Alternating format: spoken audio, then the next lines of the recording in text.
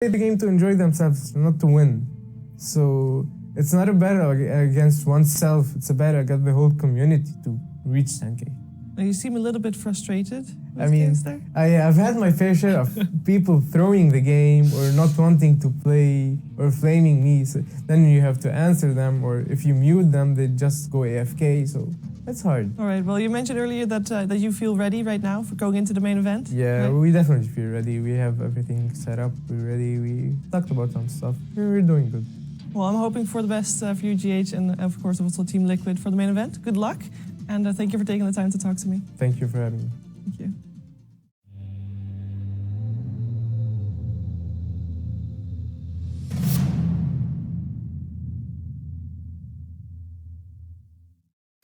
There he is, the Naga Siren brother of Owie, playing for Team Liquid and loving life whenever he hits a Naga, he said as well. I personally think that's disgraceful behaviour. I like Naga too. Yeah. Oh, come on, Ben. I pick Naga. He's like probably, hopefully, one of my top 10 most played. I'm not ashamed. Like Shiva said, you don't feel a little bit dirty? Nope. No shame. No shame. Shame. I mean, there's no reason to be. I never considered myself Naga picker, but yesterday when I went to the LAN Cafe, I went through my most successful heroes. no. Naga was my second most successful hero in terms of win rate. God. It's like 68%. I'm like, what? I'm a Naga picker? Like, I didn't think so. You didn't even know Naga yourself. pick at heart. Yeah. This is the Naga panel, I guess. Yeah, it seems to be the Naga panel. Liquid are a weird team right now, Ben, results-wise. Win Star Ladder, crash out first round of knockouts at DAC. Which version of Liquid are we going to get today? I don't know. I mean, that's the problem, isn't it? GH seemed We don't confident, know. I don't but- think they know, do they? They did have a break in between. How was their coaching situation? Do you know? I think Heen's still there. He's still there? coaching, Okay. I honestly don't know, though. Because I mean, the question was asked, wasn't it? And it said, why are you saying? Because GH said, well, because we kind of pick different stuff and then we have days off and stuff. But that's not a real answer, is it? no one's going to say, oh, we're not feeling really good. We're going to lose Of course. tomorrow. Yeah. Yeah. So- Of course. But why do you think it is? From a player who's on a team that's so inconsistent, I think it's a very hard problem to identify and solve, Yeah. It's not like you're... Is it the patch? It's all of Dota, honestly. It is a patch that helps, Some patches, like on NP, will be relatively consistent, we think. Right. We're doing very well in scrims, doing well in officials. Patch hits, everything changes. You're like, okay, I'm reading these patch notes. This is my idea. Sometimes you're not 100% correct, and you become inconsistent. It's very easy in such a rapidly developing game. It's not even just the patches, just the meta game shifts so much. Like look at Monkey King. So Yeah, sure. I mean, Peter, we were speaking to PBD at DAC, and he suggested that sometimes with MP in particular, he was talking about the inconsistencies come from too much theory crafting. Is that something that maybe... I think it's hard for him to say that when he doesn't hear the conversations. Of course. But he was speculating that it might be down to the theory Maybe, crafting. but- Is that the same with Liquid? Because they don't really seem to be Liquid a theory craft kind of team. It's more like Kuro's a very strong leader. Heen's not like... I know that he studies a lot, but he seems pretty I easy to think get they're along pretty with. solid with their ideas, honestly. Yeah. I don't think it's that. And they've I been don't very think it's good in that previous either. patches, haven't they? Last year, I remember earlier on, I think March, April time, they were dominating everything. They were winning, I can't remember all the tournaments they won, but they won a series of tournaments. Then they were second at Shanghai, they were second at Manila. I think they were top 4 in the summer at ESL1 Frankfurt. It seemed like you back against them being in the top 4 last year in the first half of the year. You were a mad person, and yet go to TI, bomb out in the top 8. So it's still there, isn't it? That inconsistency? I mean, the thing about Liquid is no matter how inconsistent they are, you have Crow as a captain, you have 5 amazing players on the team. It's very hard to say this team has no chance against anyone. Yeah. They can perform. If it's their day, they will do amazing. That's the thing, isn't it? We are working out which version will come along, Gods, but actually we could get the world-class version come along and destroy Newbie 2-0 today. Absolutely. I mean, it goes both ways. I think to give Newbie some credit, maybe it's not all about whether Liquid shows up or not. Liquid could show up, play good Dota, but Newbie is still themselves got some world-class players. But I think with Liquid, their shortcomings have always come with getting everyone on the same page. The teamwork has always been the issue. There's no question about the individual skill. There's no question about the captain, Kuro, in charge. But getting everyone to kind of play to the same objective has always been their issue. That's why they've had to role swap. GH and Naga. Matu was playing support and Kuro was playing carry for a little while. If you go back to the last major qualifiers, this has always been a team who struggles to find a way to use these incredibly skilled players. I was going to talk to you all about that as well, this role swapping. When you've got potentially the best player in the world, why do you take him out of the lane? That's a Kuro decision, right? I think the thing about PBD versus Kuro is like PBD I think was really good at curating talent. He had Sumail on his team who was kind of untested. He had you on the team, and like it's really hard to like put all these talented together player on a team and make them win. You know they have the talent. That's not the issue. It's on the captain to make sure everything works out. And Kuro, he just has a problem of actually. What type of strategy do you want? Do you want Miracle to space create? Do you want like really 3 farm heavy cores?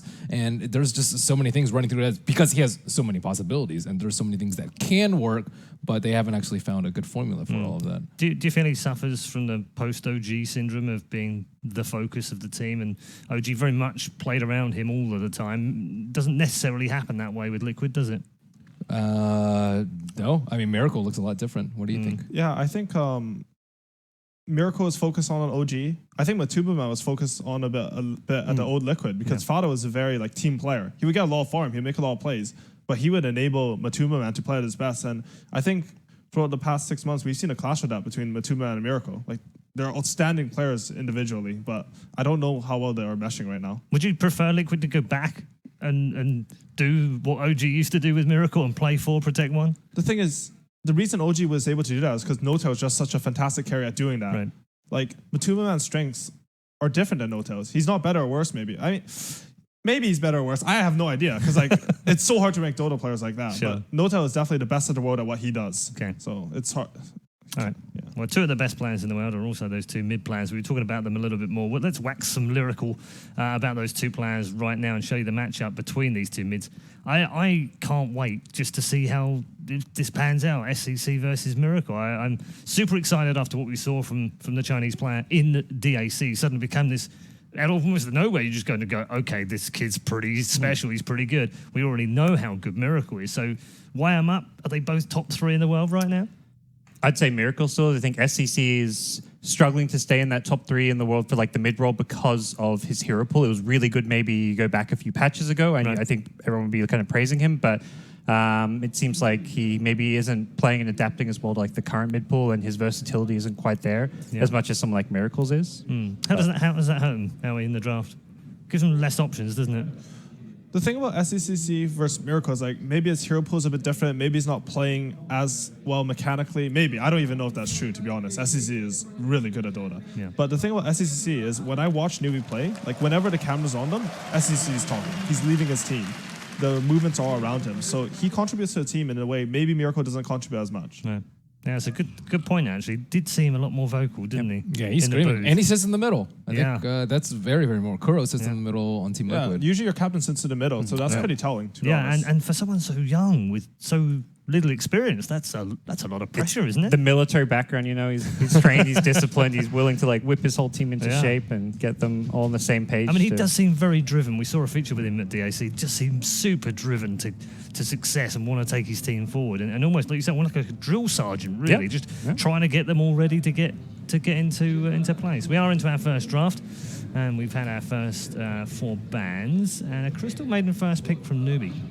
It is the most picked hero for both teams over the last month. Like, that's the most common thread. So it doesn't really reveal anything when you first pick a Crystal Main. It's just like, we want that as our 5-position support. That reveals a little bit. It says that they don't respect the Monkey King, though. Have we seen a lion? Yeah, there have been a few lions. I think so, yeah. I don't know if on the main I don't think we've seen him on the mainstream, but yeah. But remember, Liquid used to first pick Monkey King when they were first picked. And Newbie realized that they were able to give it to him. And I don't think Liquid's Monkey King was that good. And I think it's a completely fine choice by Newbie to like, okay, you guys can have Monkey King. Do you think it's also them saying like Monkey King is no longer even like a top pick because it's had like a 30% win rate? Yeah. Teams For probably look at some that. I think Monkey King lost a lot of his value. Same for Earth Spirit. Like, you're right that like specific players like, Boboka Monkey King, they're going to be outstanding on a hero, but you can only take a hero so far.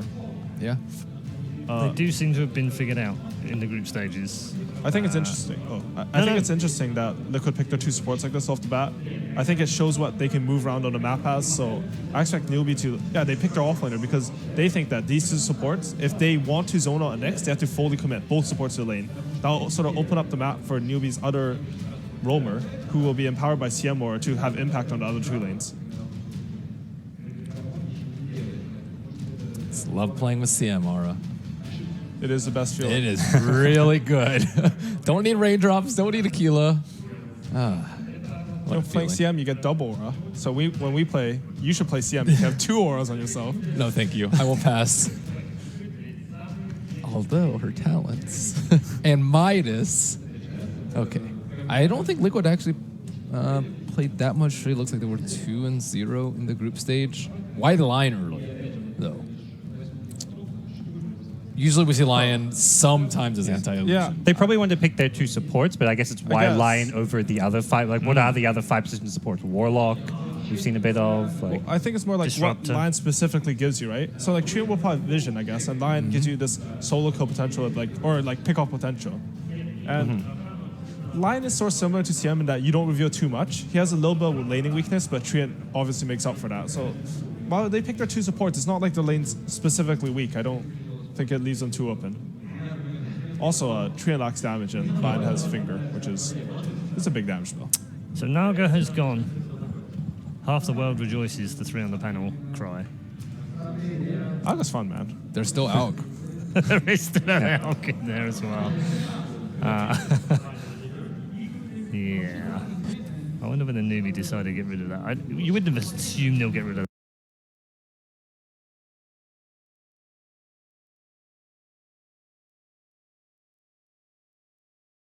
towards the end of the group stage. So I like the Lycan ban. It's kind of coming back, and that's something Matu was most well known for above all pro players. I think that hero would have been amazing this game. He's specifically good versus Nyx in lane because he also has increased regen from his 3rd skill, and he just outlast hits Nyx. Lycan's weak in lane, but it's not like if Nyx can't sort of whittle you and out regen trade you, he's not a good laner either. And Lycan would be able to do really well in lane versus him. They're Spectre. Okay. That was one of the ones we've called earlier as an exciting new hero. Exciting. Woo, Spectre. In comparison to the Naga and the Elk. So we do get the Spectre. That hero is looking super strong. We mentioned before on this panel, I think, Spectre with Treant's pretty cool. Put the living armor on Spectre. When it blocks damage, you still disperse it out. So living armor effectively becomes a small nuke. Helps deal with Treant's lack of damage. I think Spectre's maybe like replaced Lone Druid as like the carry with the best talents as well. Yeah, her Some talents are insane. talents. Yeah. Plus all stats, plus 20 strength, and plus 400. You get like plus 800 HP from your Yeah, last she 2 has towers. 20 So 20, 20 strength 25 and is 20 strength and then plus 400 on Yeah. 25? Yeah. And then Which is all weird 15, 'cause 15 is all stats. Isn't that technically a worse 25 though? Technically, but you know, it's Why then you don't it's care? basically the same. You know, you get a 20, like you get a shit ton of HP at 20, you get shit ton more at level 25. You're happy, you're tanky. The strength gives you some HP regen. Yeah, I guess. hello? 0.001 HP regen? Actually, I don't What is it, 0.002? It gives you very little. Yeah. I know. Almost. Not Spectre worth it. doesn't care, you know. Spectre's just happy to get HP. Doom 4th pick. Haven't seen a huge amount of Doom. And I think it's pretty much committed to the offlane. Yeah. So They you owned would- with you it would last assume time. I because love they've Doom. got 2 supports in there earlier, Yeah. right? Definitely mind control here. Yeah, I love Doom as a hero right now. I think he might be a top 3 team fighter in the game, honestly. People sort of underrated. It's not even about Doom. It's the fact that he presses his 2nd spell, he just runs in, you know, he slaps someone with... I don't know the names of skills, you know. Infernal Blade and Scorched I Earth. refer to them as W and E. So like, That's okay, so do I. so you know, he E's someone, he Infernal He Blades does his someone. I feel Fire so much spell. better right Yeah, now. he swings his sword on them. Oh my god. Could we potentially be seeing more AA as a counter to Doom? That's what used to happen. Yeah. Then you just completely nullify. Yeah, it's sort of hard to like counter the 3 position with a support who might not zone him in lane too. Like the thing is, Doom will go to the jungle, A will try to run in, and A running into jungle isn't that scary. You're It right, sounds though. awful versus Treant and Yeah. Spectre, though. She is super good in teamfights versus Doom though. We've had 99 pixel banned, and I don't think AA is one of them. 99? Yeah, 99. That's a lot of AA heroes. is not one of them. I kind of want to see AA. I don't think AA has been picked or banned so far. So with Shalfin Juggernaut, generally you're going to outpush. Shalfin's a hero who has very early physical damage. Juggernaut's healing word provides him the sustain he needs to hit these towers. I think what they identified is that Team Liquid don't really have any outspam. Their best outspam is a Lion Impale, and that's pretty terrible. So if you can force them to run into you, I think newbie feel like they can fight them. If the Doom, the Spectre stuff runs in, they'll hit them with the Crystal Nova, Nyx Stun, and probably turn around with Wreck Room, and they think that's how they'll win the game. So last pick's TA blocked by Newbie, yeah. And a coddle block from Liquid. Newbie looking for Kaka heroes. Play a lot of Earth Spirit, maybe not have the most success. If they want to go for that push to try and take advantage of like the lack of outspam, maybe they look more elsewhere though. I'd like to see an AoE stun out of them. Oh, second band. I think when you have a hero like Shadow Fiend who can hit a tower, you really want heroes who can counter initiate when the other team has to go on him. You know, he's hitting your objective. They have to go. And also just like securing an SF's early lane stage, like having that Earth Spirit, Ricky type hero. Yeah, the Earth Spirit is not bad either. Yeah, it's sort of interesting though about Ricky. Some teams it's just so first pick. Yeah. We saw like First pick or Seeker, first OG, ban. yeah. And here it's just not picked at all. Oh. Omni. Does that put is that a Nyx support? Support position probably? Yeah. Yeah, I would put the Nyx support here. Yep. Newbie do this quite a bit where they'll first to pick like a hero that you think KP's going to play. They do it with Nyx and Sanking, and then sometimes they'll swap it over to the 4 position role and get an offlaner last. And Liquid go with the Tinker to finish off their draft. That's a hard Tinker game. It really is. They have Nyx, Juggernaut, and there was one more that countered them. Memory's failing me. There's a hero on the most left. Not Omni. Yeah, Omni. Omni's good for Tinker. I think. Sorry. Yeah.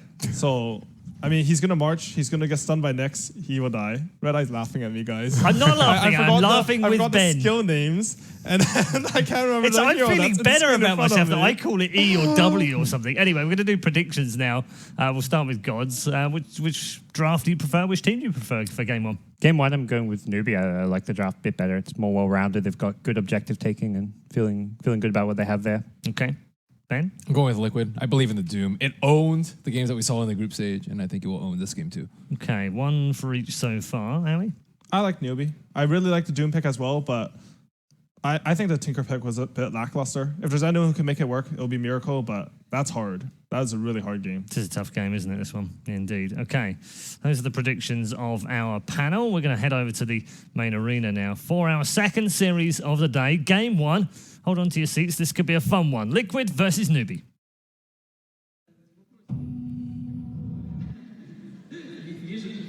Thank you very much, Paul. And indeed, we're getting ready to go through the second series of the day here at the Kiev Major. We have Team Liquid up against Newbie. I'm Odie Pixel. I'll be joined by Cinnamon for this best of 3. We've just seen the drafts. It's pretty damn exciting. We've got Liquid going with the Global, Matsuma Man Spectre, Miracle on the Tinker, and Newbie with their classics. The mid lane, SCCC Shadow Fiend, and the U9 Juggernaut. Who's going to take it, Sin? Who came out on top of this draft? I like Newbie. You like Newbie? Quite a lot in this. You like the Jug. I mean, back on your team. That every game you played it. Well, you didn't play, but it was played. Your team. You loved it. What is it about Juggernaut? I think Juggernaut. What is so safe about this hero? Yeah, he's a solid hero. There's a couple of things that make it really powerful. It's pretty self-sustainable in lane because it has Healing Ward and a Magic Immunity spell. It's all right at pushing towers for the same reasons. It's all right for taking Roshan. If you have anything that amplifies him just a bit, he hits pretty hard fairly early in the game. Great base attack time. Yeah, he's just like the whole package. He's a safe pick if you feel like you want to pick a core and you don't know exactly what you're facing yet. He's a good choice. He also peaks pretty early in the game. He can be strong after he's only like level 6 or 7. He's strong. And at the same time, he also scales very well into later on. Just great overall, well-rounded hero. I mean, scales very well. Does it scale enough against a Tinker and a Spectre? I think the pick got even better than what Newbie were hoping for that reason. I am very skeptical about this Tinker pick. I'm not really feeling it for 2 reasons. One is the Juggernaut. I think if you're pushing into Tinker, Healing Ward is one of the absolute best things you can have. You obviously can sustain into the March of the Machines because of the Healing Ward. And in addition, they also have Nyx, who is generally a counter pick against Tinker that teams will go for specifically to counter that hero. Newbie had it first phase. So for me, when I look at Liquid's lineup, I see a super greedy lineup where both Spectre and Tinker need a lot of farm and space created for them. And Doom is all right for doing that, but not perfect. And if the early laning stage for Newbie goes well, I think they could take this game by storm. However, if it's even 20-25 minutes in, Liquid's lineup will start to take off. And they've drafted like this in a lot of games, Liquid. They seem like one of the greedier teams in the tournament. Absolutely, yeah. The mind-controlled Doom, as you said, it is going to be something to watch. Doom, a hero as well. DAC wasn't favoured, but I think we saw it in maybe 1 or 2 games, and it just didn't hit it off. Well, what's kind of made it now be a pick that teams are now seriously considering, and people are talking about the fact that this hero can be very strong in certain games? I think it got a couple of buffs in 7.05, I would say. I'm pretty sure it got some buffs. The talents got better. I believe that was the main thing, if not the only thing for him. The game also slowed down a little bit, which I think favors Doom. a little bit more than some other heroes because he takes some time to build up. You want to get a couple of items with Devour. The fact that a lot of people are building Midas, Doom loves to do that, so that's also good. We're going to see a little bit of contesting here. Absolutely. Nicely little stun there for GH, allowing KuroKy to grab the bounty rune. And getting a fair bit of harassment down on SCCC as well, bringing him down to half health. But yeah, very nice timing on the Impale from GH.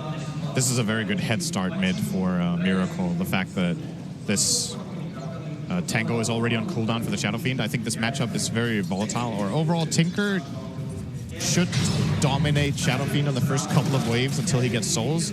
And that's why Kaka's here. They need to make sure... Look, because of Kaka's aggression, he could be in a potentially dangerous position. I say that, though. GH and KuroKy, they've got their eyes on the bigger prize. A lot of harassment onto SCCC as he's trying to make his way up to the high ground. He will be forced to pop the shrine early. Liquid, we'll see how much they want to stick around. GH comes in and makes sure that he doesn't get the full heal out of the shrine. And, I mean, as you said, Kaka was sent there by Newbie to be an issue in the lane, but Liquid, they hit back even harder. Yeah, this is very unusual to do when your safe lane carries a Spectre. Very rarely do you see this hero stand alone in lane because of how weak it is early on, but it's an off-lane Omni Knight, so they can probably do it for a little bit. Matumba will need help. If this lane is one-on-one, he will get crushed eventually, but Omni generally starts getting scary for the Spectre around level 2.5, maybe 3. When you get the 2 points in Purification and the 1 point in degen, it gets hard, but they have a little bit of a buffer, so they prioritize giving Miracle a good start here, and more importantly, probably shutting down SCC.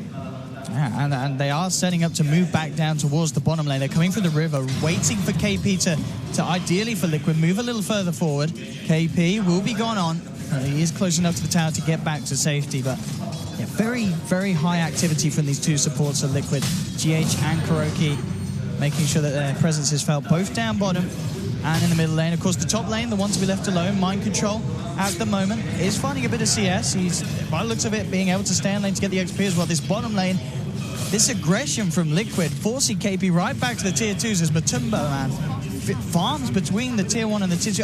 Why is it that Liquid could get away with this? Do they just know that Newbie's not going to come in with a response? KP is losing a lot of experience. So first of all, that's why it's a good play. There was a huge wave coming in, and he only got about a third of the experience because the range creeps died to the tower. They're probably looking over to Newbie. They know this Nyx doesn't have a TP. He was spotted earlier around the mid area. And even should he TP in, Omni Knight is not the best hero at taking advantage of it. And they have Treant and Lion should be able to disengage and get out. I believe they had a TP on Treant. Lion did not have one, but he has boots, so probably imagining that they could get out. Should be said, however, they're spending a lot of time on this, and that's time they're not getting experience themselves, really. The two supports of Liquid are both level 1. Actually, Lion just got his level 2 from the bounty, but Crystal Maiden is closing in on level 3. The Nyx Assassin is also level 2, so slight experience advantage for them in that regard. Kakas start to come up to the top lane and sit around with Faith and U9. Make sure that the Jug gets the space to CS, and looking at that in the moment, does have the lead on the board, 15-8. But Timberman, only a little behind with a 12-1. The mid lane matchup, still, of course, with that edge for Miracle, thanks to that early presence of both of his supports in the lane. No one yet to have their blood spilt. As much as Liquid would have loved to have found some action to do so, GH and KuroKy presence-wise, they're kind of sitting back down on this bottom lane now. So I guess just really emphasizing the fact that they want to get to the man this far. They look towards KP, but again, the fact that he's now level 3, it's a hard target to bring down. Their lane doesn't really have that good kill potential on him, especially if there's a TP rotation. But they need to try to put whatever pressure they can on him so Matumba can CS freely. They do manage to push him away a little bit here once again. I think this is an Omni Knight with, is it level 2 Maiden Aura? No, not just yet. We're going to see if he skills it level 3. I would imagine most Maidens go 0-1-2 build. That is a big buff for Omni Knight to have. The Arcane Aura makes a very big difference for him. Actually, it's going to be a Nova point for Faith, so only level 1 Aura.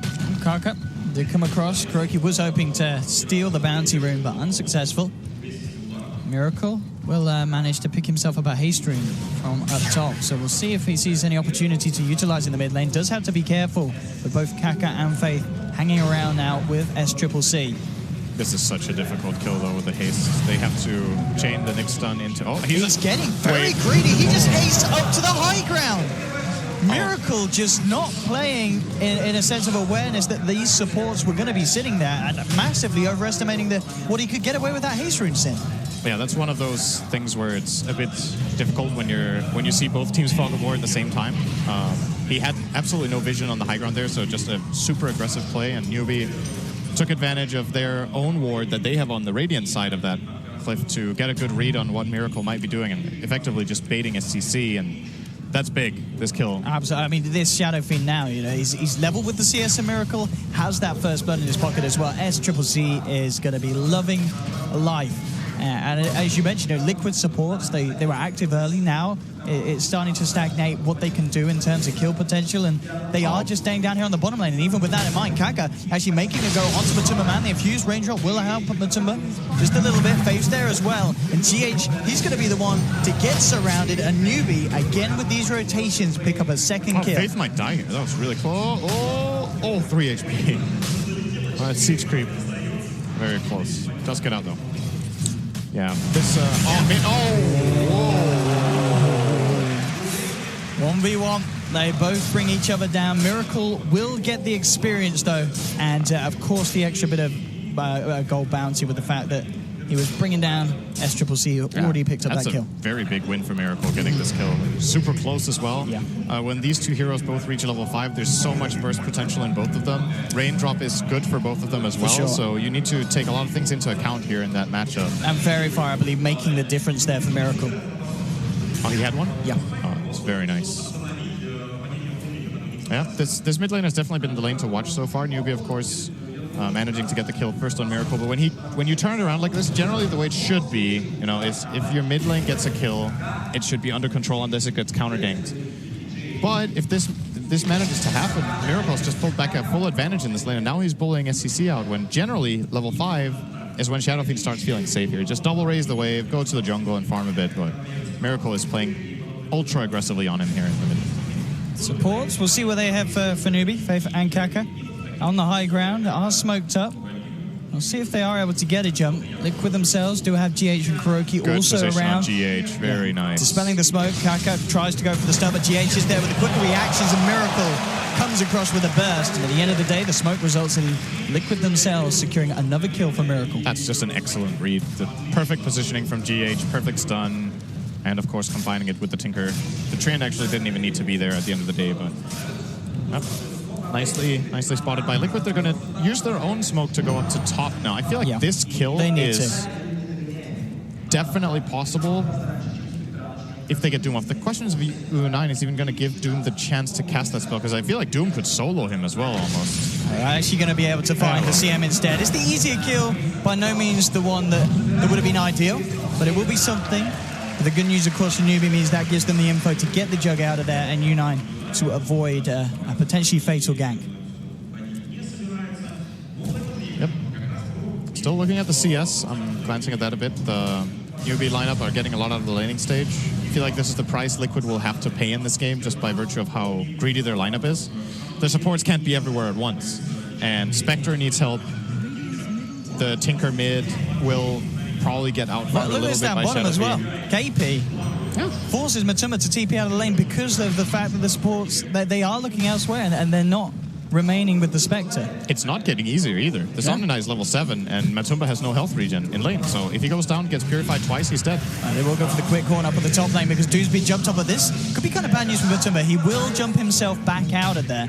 Looks like he wanted to try and come in to help Mind Control turn it, but it just didn't happen. And Newbie picking up the 4th kill.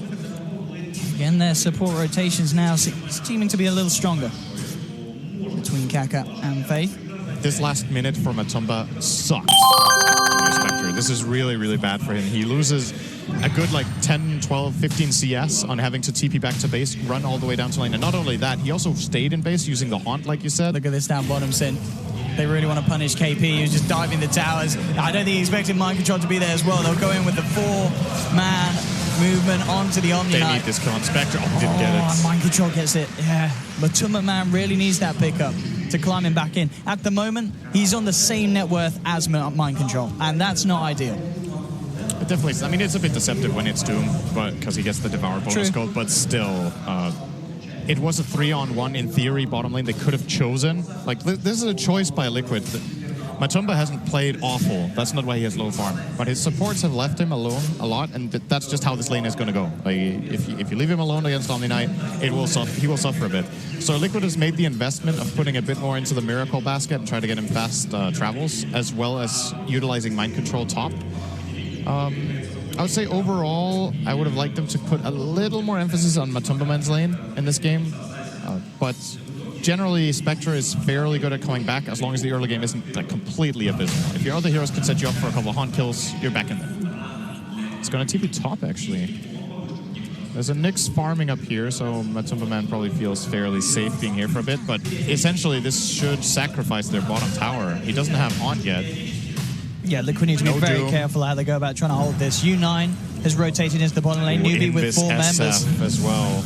This can get really, really nasty for Liquid. I believe they should see him have picked him up because he picked it straight up from the bottom rune spot and they had the vision out.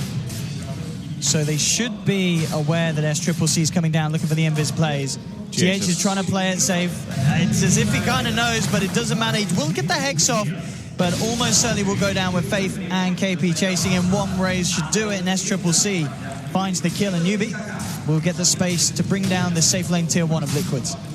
And it's at the cost of very little. Their mid tower is full HP. Kaka got level 6 top, and he's just there. And that's, again, greed is really the name of the game here for Liquid. They don't have any pushing power. They need to farm a lot before they come online. And I think they've played a pretty solid early game. Oh, Kuroki being annoying.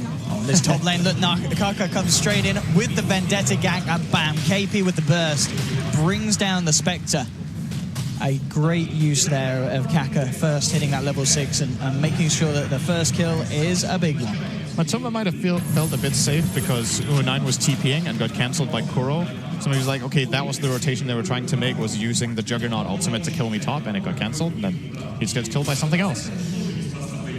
Newbie are looking very good in this game right now. It's very tight. It's tough.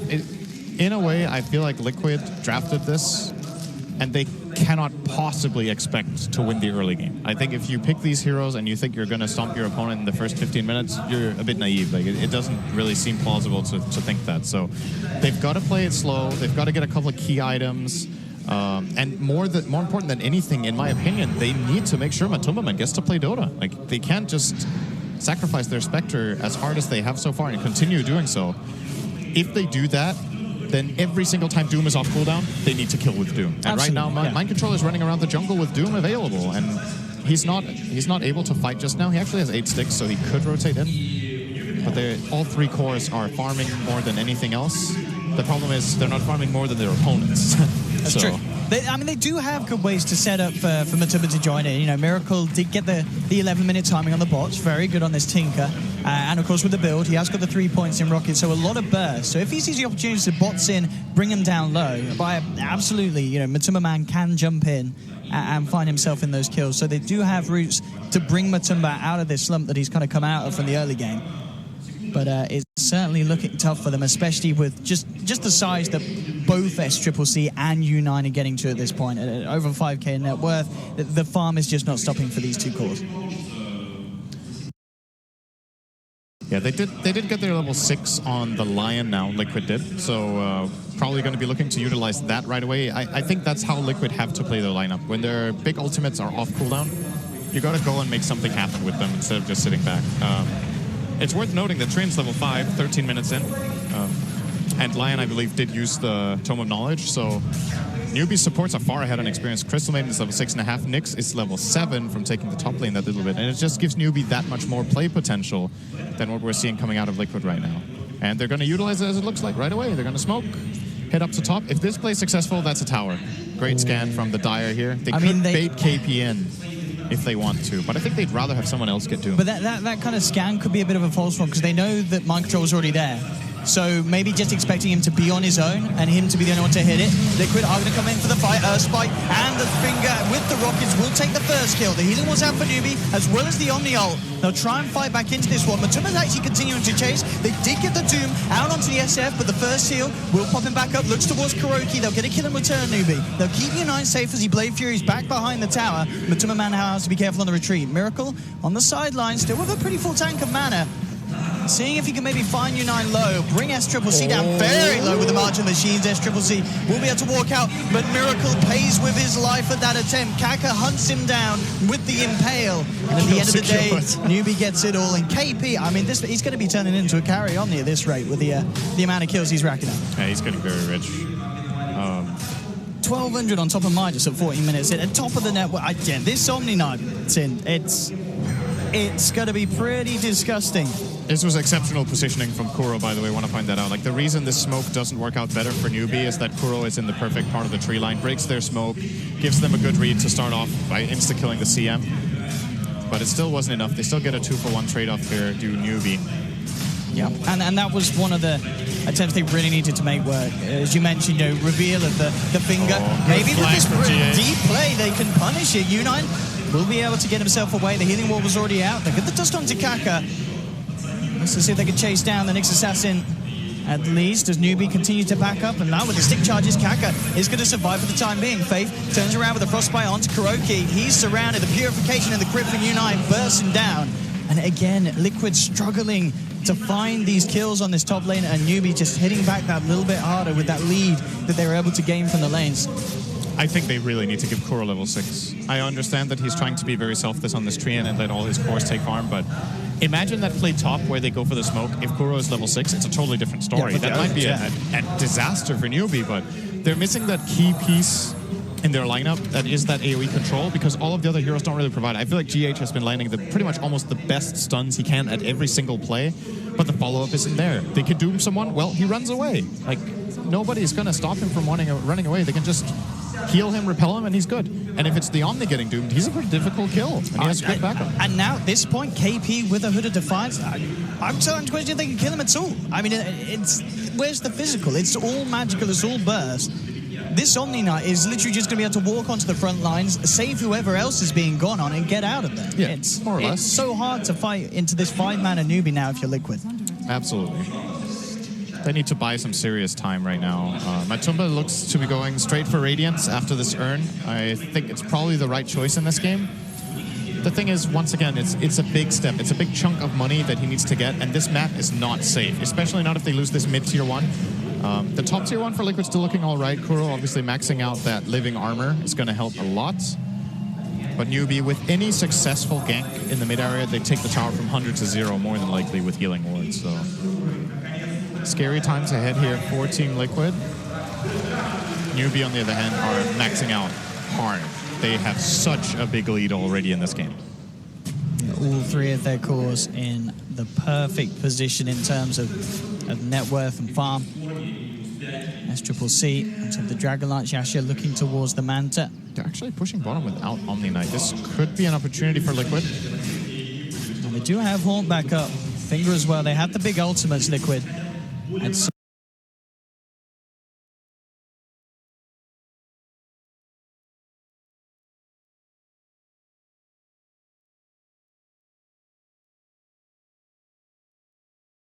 the one behind the tower, they have all the information in the world to just keep going here. And somebody from Liquid has to go on the Shadow Fiend, else this tower will fall. They have healing ward, they But want how do you get on him? How do you even close this gap? You don't pick these heroes. That's pretty much the way you get on him right now. I don't think they have a choice. This tower's gone. And they can't really trade. That's the issue. Like you saw, for example, in the Mouse Sports game we just saw against IG, when IG were pushing as 5-man and Mouse didn't want to fight them, they split pushed and took another tower or put some pressure elsewhere. Exactly. I mean, which of these heroes hits the tower? Nobody can push this tower right now. So Liquid have to, again, play it slow. And that will eventually mean in this game they're more than likely going to be down 5 digits on gold. It could even be a 15,000 lead, and then they have to win by massively outplaying in their own base. Get the dust out here onto the Nyx Assassin with the burst of the finger, bringing him down low. But Kaka pops the stick charges, turns around with the stun. GH is blown up. They will lose the Nyx Assassin. So Liquid gets the 1-for-1. They've got the vision on Kuroki, though. The sentry's out. Doom will be dropped onto SCCC. Can Liquid dive for this? Miracle, he'd love to find it. Matuma Man getting the vision here on the front lines with the horn. Looking a massive kill, bringing down the Shadow Fiend, but now mind control. Stuck under the tower, takes an Omni Slash to the face. Newbie will find the trade. Miracle does manage to make sure the numbers end up favoring Liquid with the final third kill of the fight on the side of Newbie. So a 3-for-2, numbers going the way of Liquid, and the fact that they bring down that SF is absolutely worth it. Big money and big games for Matumba Man. Play from Matumba here, getting out with so little health, instantly earning, identifying that he can get in and killing the Shadow Fiend and still survive once again after. That was a 735 gold kill for him. And look, he's very close to the relic now. 3K gold in the bank now. This is exactly what needs to happen for Liquid's lineup. So they're completely identifying what risks they're taking with their draft and what they need to do to get themselves into a good position. And that way, more of that stuff will put them back in the game. I don't think it's enough yet that we can say they've recovered but it's a step for them in the right direction for sure. Relic for Spectre will be a big deal. Oh, well, Radiance will be a big deal. But just securing the relic, so even if you die, is going to be helpful. And it puts pressure on the opponent when they see that relic. It stresses you out a bit.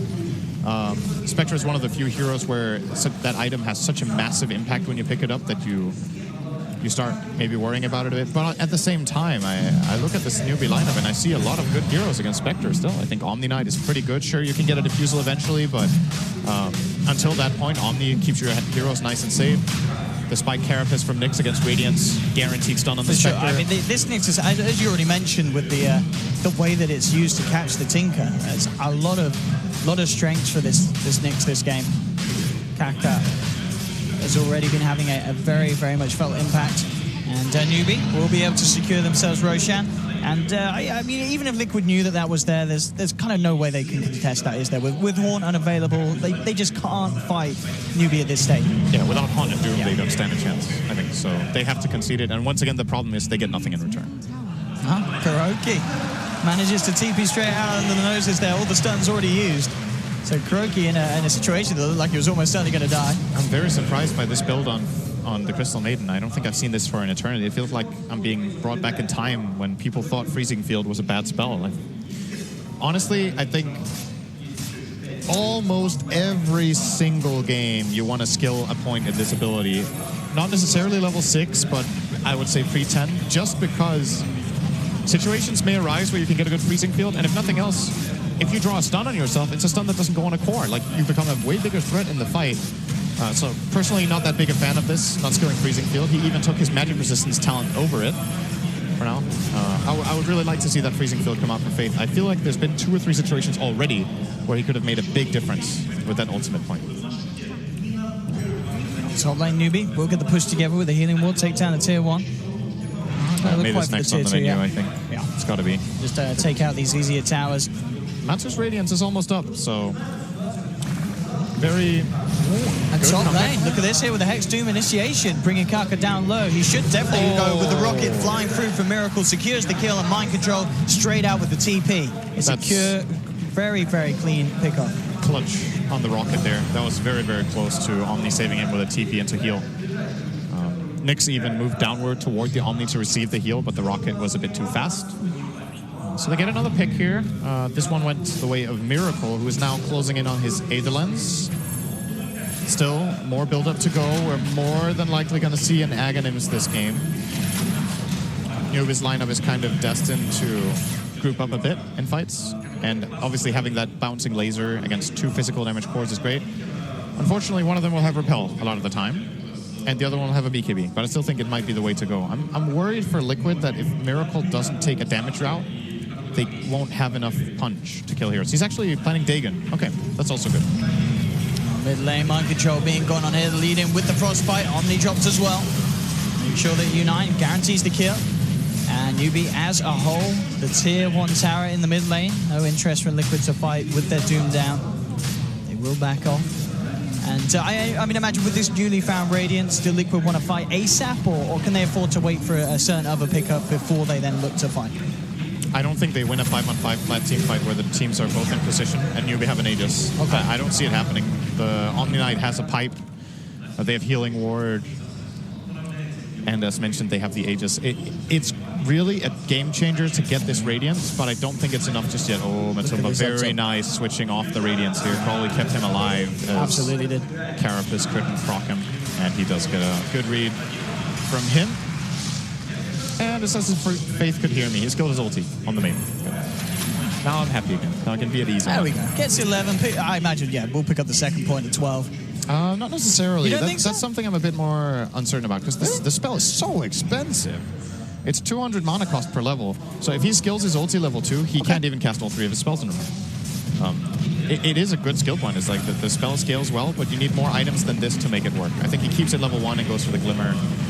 If you level it up to level 2, you can't cast it.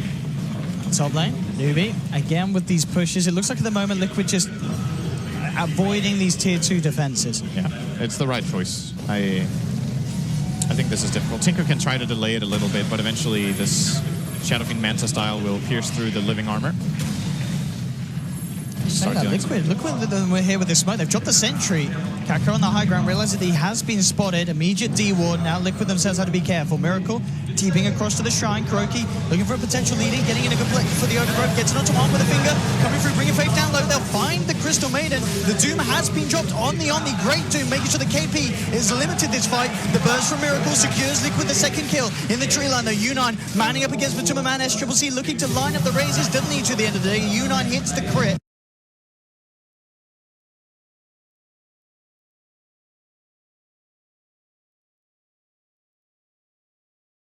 There's still Omni Slash available. They need to be careful here. That's the first diffuser. Might try to blink back. And I believe, yeah, that they are just going to avoid this now. So a 2-for-1, but they do lose Matumba. But the Omni Knight still is a big kill considering the start that KP's had in this game. Yeah, it's crucial that they get Doom out on him here in Mind Control. Unfortunately, that for him, that is a 100-second cooldown still to go. So if Newbie want to, they could go and push a lane still. Their Aegis is on cooldown, however, so maybe they will decide not to do that. Play it a bit slower.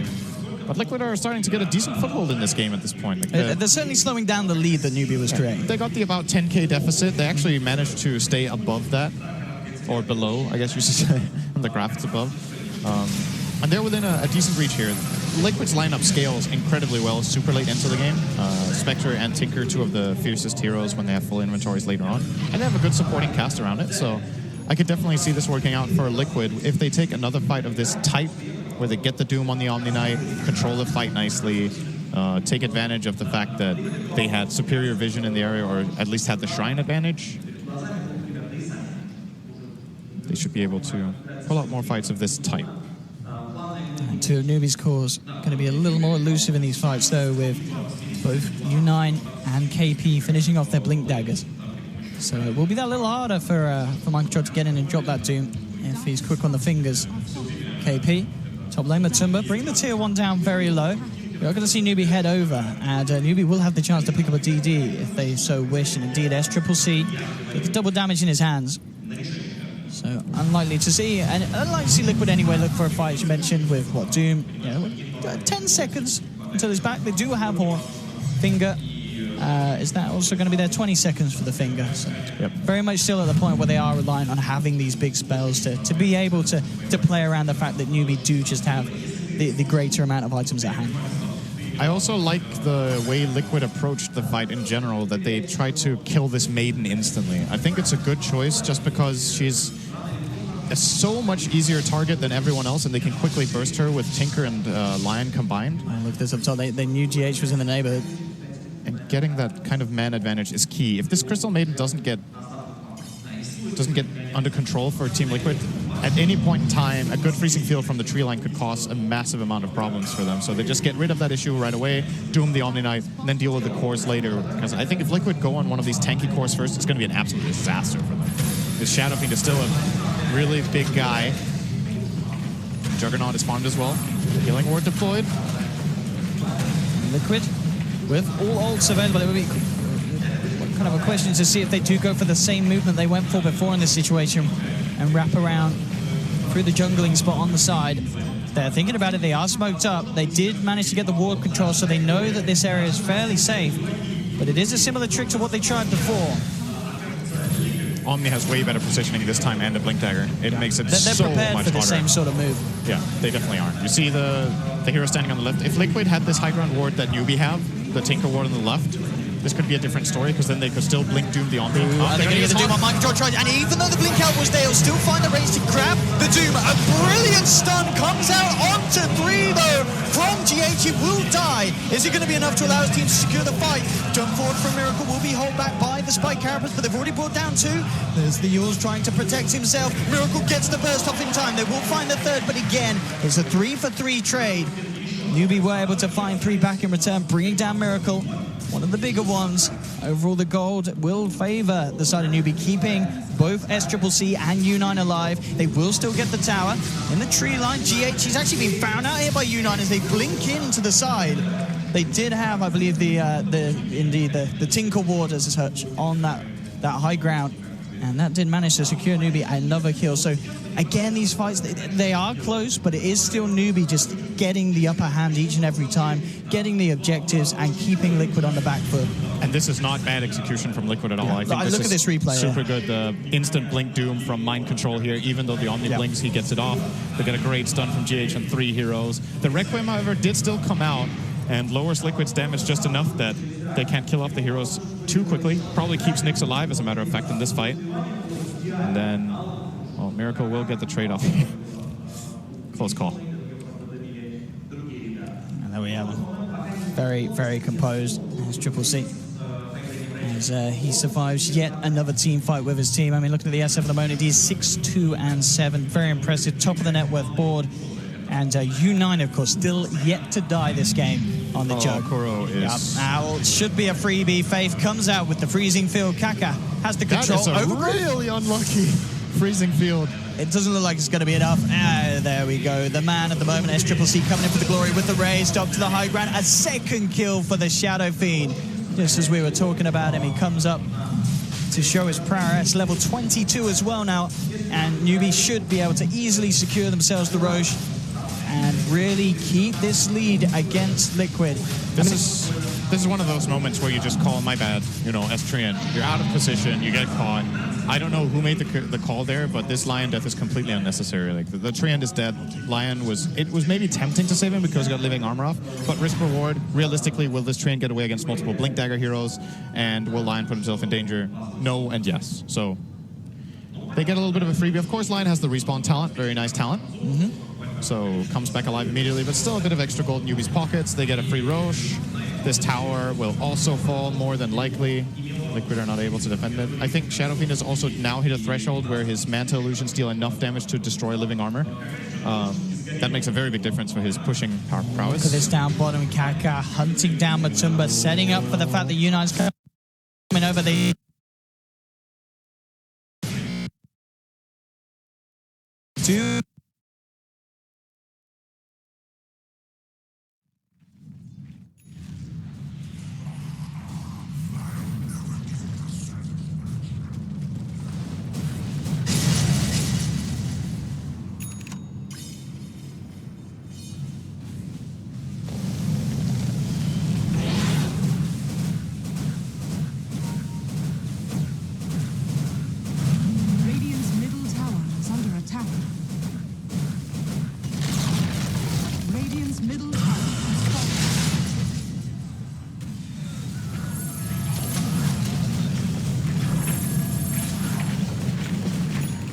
Tumberman is hesitating to haunt because he doesn't really know where he can go anyway. Well, that's the thing. If he haunts into the team, he also dies. Yeah, so. and he's not going to have it for the inevitable defense that they're going to have to pull together here, Liquid, as Newbie take the final tier 2 and move up to the high ground.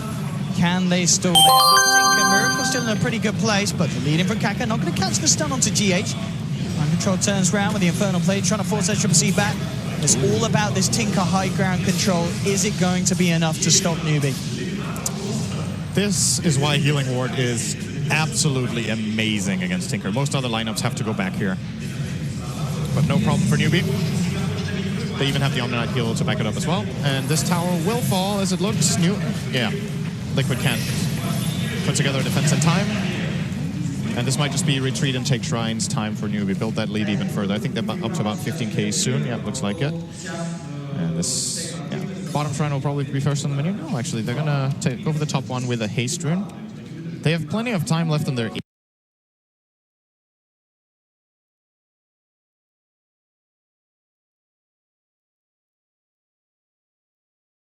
Incredibly risky here from the side of Team Liquid. High risk and questionable how high the reward could potentially be. Kaka comes down, lands the stun onto Kuroki. They'll pop the Haunt, Mind Control, jumping up to the high ground, look for the Doom, will find the Omni Knight. Faith gets bursted as Miracle boxes in. SCCC gets off the Requiem, Mind Control pots the BKB, trying to get on the retreat, but the Skadi slows him down. Omni Slash comes through from U9, Matumba Man's chopped down. Liquid, they've lost 3. Miracle just trying to get himself out of there. He should be fine, will actually turn, take the kill on Kaka. Blinks out just in time before U9 gets the damage through.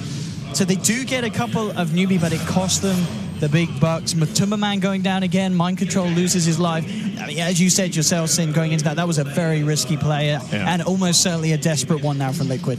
Yeah, and now the problem is they have cooldown on both Doom and Haunt again. They didn't get the Aegis, and Newbie's heroes are about to spawn. The kill on Nyx is actually pretty important that Miracle gets that in the end, because else the full lineup of Newbie would be ready to go in a moment. Oh, GH finds a courier. Ooh, eh? The classic courier snipe with 4 attacks from that Lion. was a very, very heavy bit of cargo as well.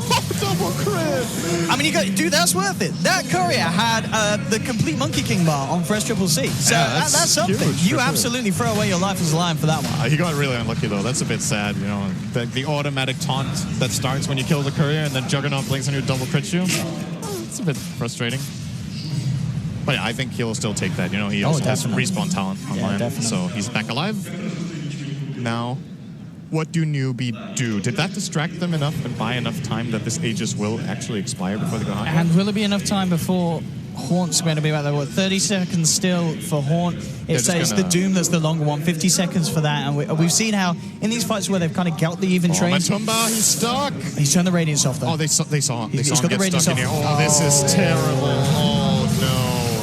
Oh, he does have buyback, but Matumba indeed getting set back.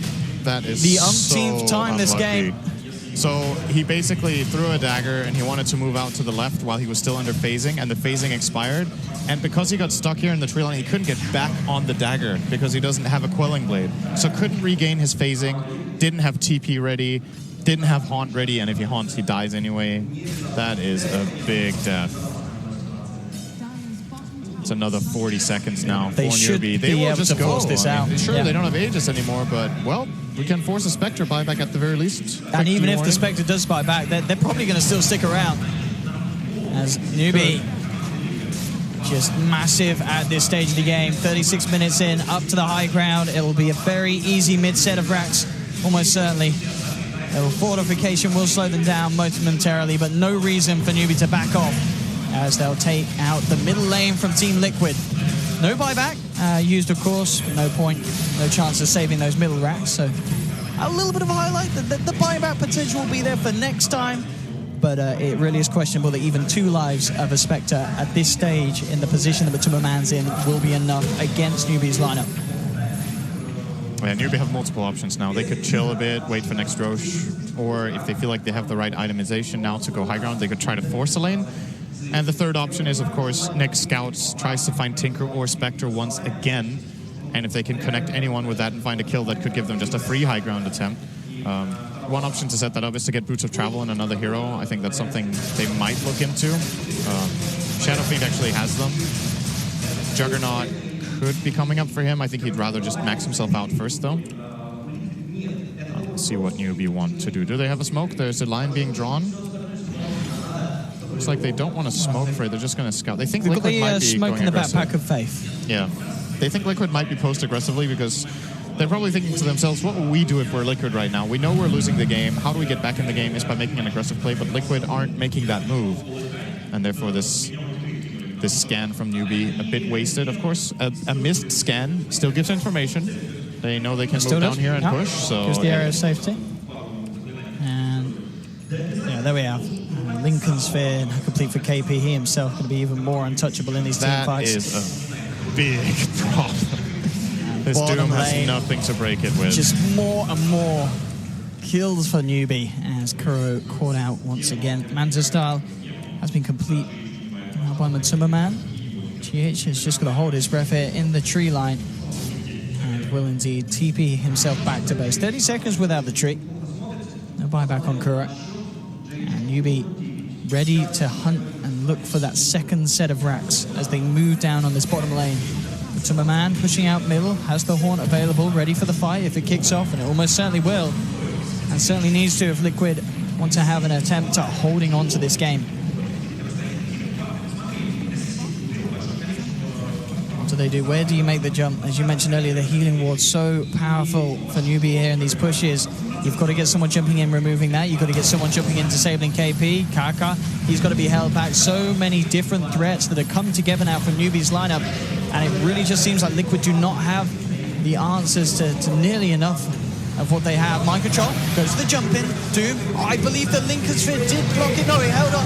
Yeah, he didn't get it off. KP walks it away. They will manage to kill the Shadow Fiend, but the Omni Slash comes through from U9, cleans up Matumba. Mind control as well. There'll be a buyback from GH on the high ground, though. Miracle has been surrounded. He'll buy back, but his Faith picking up a triple kill on the Crystal Maiden as Newbie will find this second set of racks. Liquid with 3 men down, none of these with that buyback available, so Newbie will simply move across and look for the Megas, as this one looks to be potentially all but over, Cinderin. Yeah, I think, you know, Liquid go for this play. I think they have to. They have to try to jump them there. There's just so many odds stacked against them. And of course, I do believe the Doom was used on the Lincolns. I think they hadn't spotted it that the Omni Knight had it. It's a mistake. It can happen. Not ideal, obviously. I think they did have a couple of chances to click the Omni and see it, but didn't manage. And now Mega Creeps favoring Newbie. Looking very solid in this game, number one. I did have them massively favored based on draft, and the game kind of went the way I was expecting. A couple of bumps along the road, though. Liquid made some good moves. I really think Liquid are pretty damn good at setting fights up with what they have. GG skill. They can't hold on to the Megas here. Liquid will tap out here in the game one. And yeah, as you mentioned, just Newbie, you're looking on another level on this first game today, to be fair. But from the draft to the play, it was just not, it didn't seem anywhere close for him. Now, Liquid need to, again, the bright sides for me in this game that I need to point out for them is they have a good ability to play multiple flank fights. Like, the fights they took were actually pretty damn good. They were just too hard to take, but the execution was good. Their movement into the fights was good. The communication, the way they set them up, very clearly know what they're doing. But I think the draft is just flat out too greedy. Like, you need to have more play potential, or if you want to play a greedier style, you need to take the split push route that Liquid have done previously with playing like Naga, for example, or Matumba Men's Morphling, something like that, so that you can avoid these fights breaking out that you do well in, but you're just too far behind to win them at the end of the day. For sure, and even just going back to the start of the game, the laning stage, we were talking about the support rotations from Liquid. It was a little all over the place, and it didn't really find what it needed to, did it? It kept these supports behind very early on. Yeah, I understand why they did what they did. I personally, once again, would have favored to see them prioritize Matumba Man a little bit more. Maybe one gank mid for Miracle, and apart from that, he needs to take care of himself. Spectre needs way more help than Tinker does. Maybe an adjustment. I would way rather just see them, once again, less greedy. Number one thing to take from this game.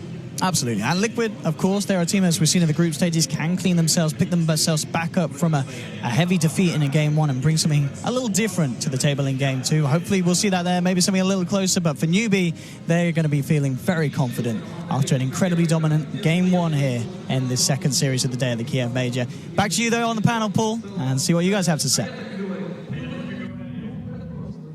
Thanks, Owen. We will, of course, return back to the arena with our commentary team for Game 2. A thoroughly dominating performance from our Chinese team, Newbie. It's 2 for 2 so far. At least they're on the verge of making it 2 for 2 because it is a best of 3. Back with our panel members once more, with Owie once more, and Malini and Gods. Gods, we'll start with you. Cinderin said that was too greedy from Liquid. Do you agree? Yeah, looking back, I think it's pretty straightforward to say. I think the other thing is if you're going to have a greedier draft, you need some way to defend your base while pressuring the other lanes. It felt like they didn't have that good split push here. Like if you have like an anti-mage type here, not to say it would be the right pick, when the Newbie are grouping up as 5, which is very much their play style, like they control Roche, can go for objectives. If you have an anti-mage-esque hero, a Naga Siren-esque hero that can split push lanes, you're pressuring other areas of the map and forcing Newbie to go back, defend. They had a Spectre. That's not a hero that split pushes. They had a Doom. Tinker doesn't really pressure the towers, so I didn't really feel like they had the ability to pressure Newbie back. Yeah, and as far as Newbie were concerned, good execution, well played, really. Yeah, I thought it was fabulous execution. They identified that Team Liquid couldn't defend their towers, and we just saw them barreling down to those towers. They had Treant armor, but Shafi just kept hitting it. He got Omni-Knight healed, he got healing warded. I thought that was perfect play and execution of lineup by Newbie. Ben, what did you make of it? I have a confession to make. I selected Liquid. I'm in my bracket and on my fantasy team. So it's a lot of wishful thinking there. and then the prediction itself. When I saw the Tinker come out versus Nyx, I was like, this isn't going to end well, but I need the points. I need it.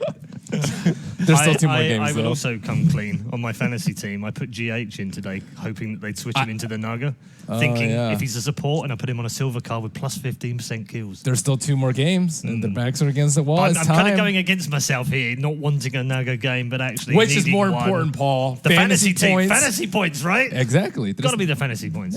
Yeah. Hope you all I have a feel gold joystick as GH well. card. I don't Do even know you? what's on the gold. I was like, yeah, this is going. You see the shininess. And like Yeah. sometimes the silvers are better than gold. Doesn't They matter. are, yeah. I got flummoxed Yeah. by the XXS gold card and then just put that one in. That was what I put in, and I just thought, wait, hold on. I probably got better players in that position or something, but Doesn't gold. matter, It's was gold. It's gold card. Got to put it in. Okay, we're going to get more from our panel members in just a moment and break down our first game. Also look ahead to the second game as well. But first, let's catch up with another one of the players. U9 was speaking to Shiva before the round of 16. U9, newbie. You joined newbie after TI6. Can you tell us how that process went? How did you join the team? 跳了之后就是同服被牛逼收购了嘛，然后我就来到了牛逼打了 carry，就这样。Yes, you played on Tongfu for a very long time, and a lot of people you played with moved on, went to win TI in the case of How, I believe. Do you feel like you learned a lot by playing with them? 我会经常看好的录像，然后学习他怎么打的 carry。 And how did it help you grow in the 3 years that you were on Tongfu? How did you grow? What did you focus on? 我觉得主要是经验的积累吧，打 carry 比较看重整体局势把握，然后经验就是打到后期经验比较重要吧。And you were playing for a very long time in that Tongfu team. Were you always believing that at some point your moment would come? 有，但是也没想过那么多吧。我就在同服其实打的也很开心，其实。Well, I'm glad to hear that, because you also played a lot of mid, and at the moment you're playing carry. How did that transition go for you? 一开始是在同服是因为队伍需要，然后来了令嘛，然后我就从2号转了1了，然后就一直没有变过，就一直打了 carry。And you prefer playing carry at the moment? 我觉得差不多。What do you miss most about being a mid player? 就打肯定是单杀对面中单那种是最怀念的。That makes sense. Now, coming into newbie, it's a lot more exposure to the community. How have you learned to deal with that? 就正常心吧，就不要太被言论所影响的。 Now, I know that there is a meme going around somewhat regarding your name. They sometimes call you NNN6. Could you talk to me about that? 这个好像就是从弹幕开始吧，我也不知道是怎么先喊的，反正就弹幕开始的有了这个梗，感觉还挺有意思的。It seems like it. So you didn't do that well coming into Boston, the Boston Major. How do you feel you're right now, your status is as a team right now going into the main event of the Kiev Major? 我觉得我们队伍现在整体状态不是特别好，然后因为这次也是单败赛制吧，我就觉得可能就是队伍状态不是好，单败赛制，然后就比较可能整体发挥会不是特别好吧。 Do you feel like you've got one day to prepare beforehand? Is there enough time to fix the issues you found?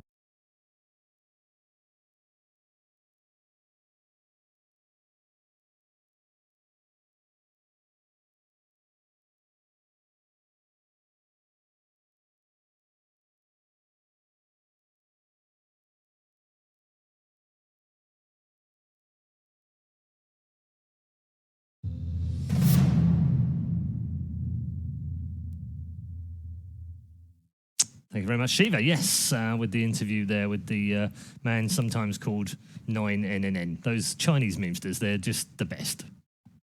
They put a lot of thought into it. I wouldn't mind memes so much if they Sorry, were 6NNN, because it's upside down, Yeah. backwards, yeah.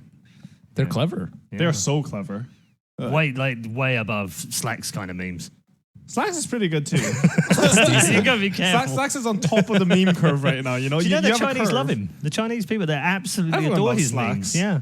But I didn't know whether the comedy would cross the the boundary. But it seems they think I can't remember which player it was, but one of them said he was introduced to Slacks, and then the translator said, "Oh, he just said, oh, this is the funny man from America." So that's what he called him, the funny man from America. It's That is who brilliant. Slacks is, right? That's kind of, it perfectly sums up. We're going to move to our second game, second draft. What do you want to see differently out of Liquid? Less greed.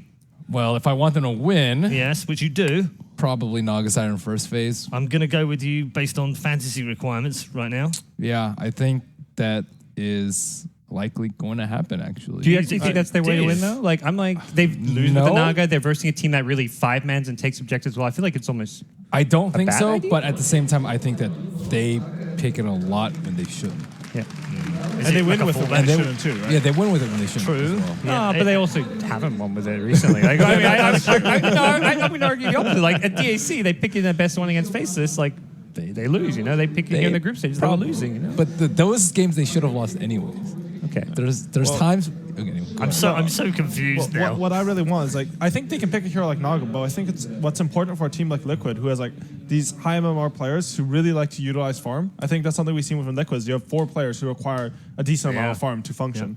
I think they need heroes that will open up the map for them. They can pick the Naga, but they need to pick it with something that gives them some push. Right. You take a field tier 1, suddenly the map is more free. You can pick these split push heroes, these pressure heroes, and then when the other team goes for a tower, you have the damage to actually trade with them. Get these efficient, economical moves over like just having to. We saw that there, like they kept trying to smoke around on top the tier 2 because they just couldn't pressure the other lanes at all. I mean, they took some good fights in that game. They did. They were tough ones to win, though, weren't they? A lot of things just had to go right. Yeah. Tinker had to not get stunned, and they had to get Doom off on Omni before spells going to cast. The thing is, it's hard. They did that in like half their fights, and they still lost them. Yeah. That's the thing. Liquid played those fights so well. They used the haunt vision perfectly. You had Lion with like 3 lives every fight, just running in, baiting spells. So, but they still couldn't manage to pull it off because it was just so hard. Newbie's team fight was, I would rate it like 2 times better than theirs. And that's surprising in a way, Gods, considering what United just said in the interview, that they didn't feel like they were in form coming to this. They didn't really feel like the meta suits them or that their drafting was strong or their playstyle was strong. And yet here they are on the verge of going through the quarterfinals. They're versing a team that's playing outside of the meta. Like Liquid's kind of still trying to find themselves. So I think this is a matchup that works well for Newbie. We've seen them struggle more against the IGs, the OGs, VP style teams. So whether or not Newbie will be able to continue the same success, should they even win, they've still got game 2 to go through, is kind of another matter. We've talked about first pick being important, Ben. Again. This matchup, not so much. Yeah. The Treant Protector, I don't really think they got that much fight. It was the first pick CM. I think maybe we see Liquid first pick CM this time around. Like CM's great. I think it's just one of those it enables your whole draft. It actually is like a hero that we may start seeing first ban in certain teams and matchups, I think, just because of how good as a 5 it is. And how competitive it is across the 2 teams. I mean, I think with some teams it seems like they know that's the priority and yet they also rule it out as not that important.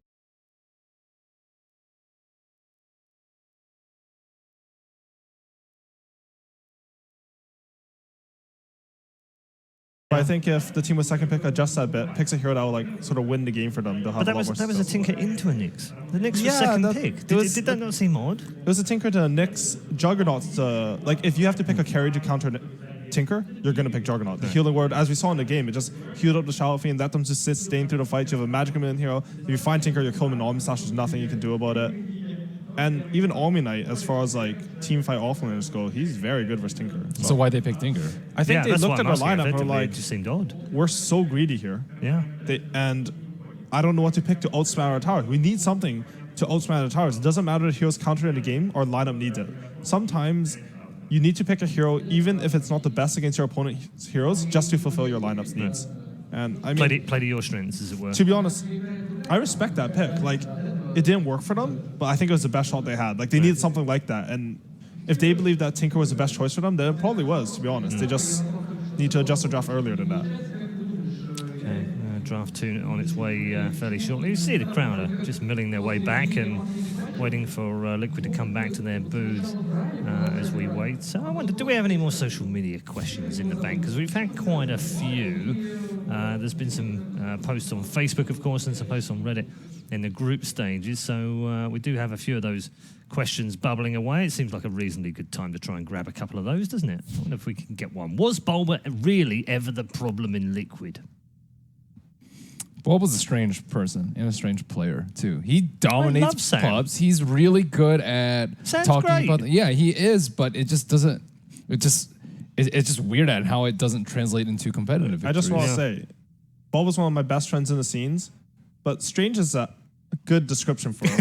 Yeah, like, it's not even strange. bad for him. He'd be okay with that as well, wouldn't he? He'd actually he'd be like, you call me strange?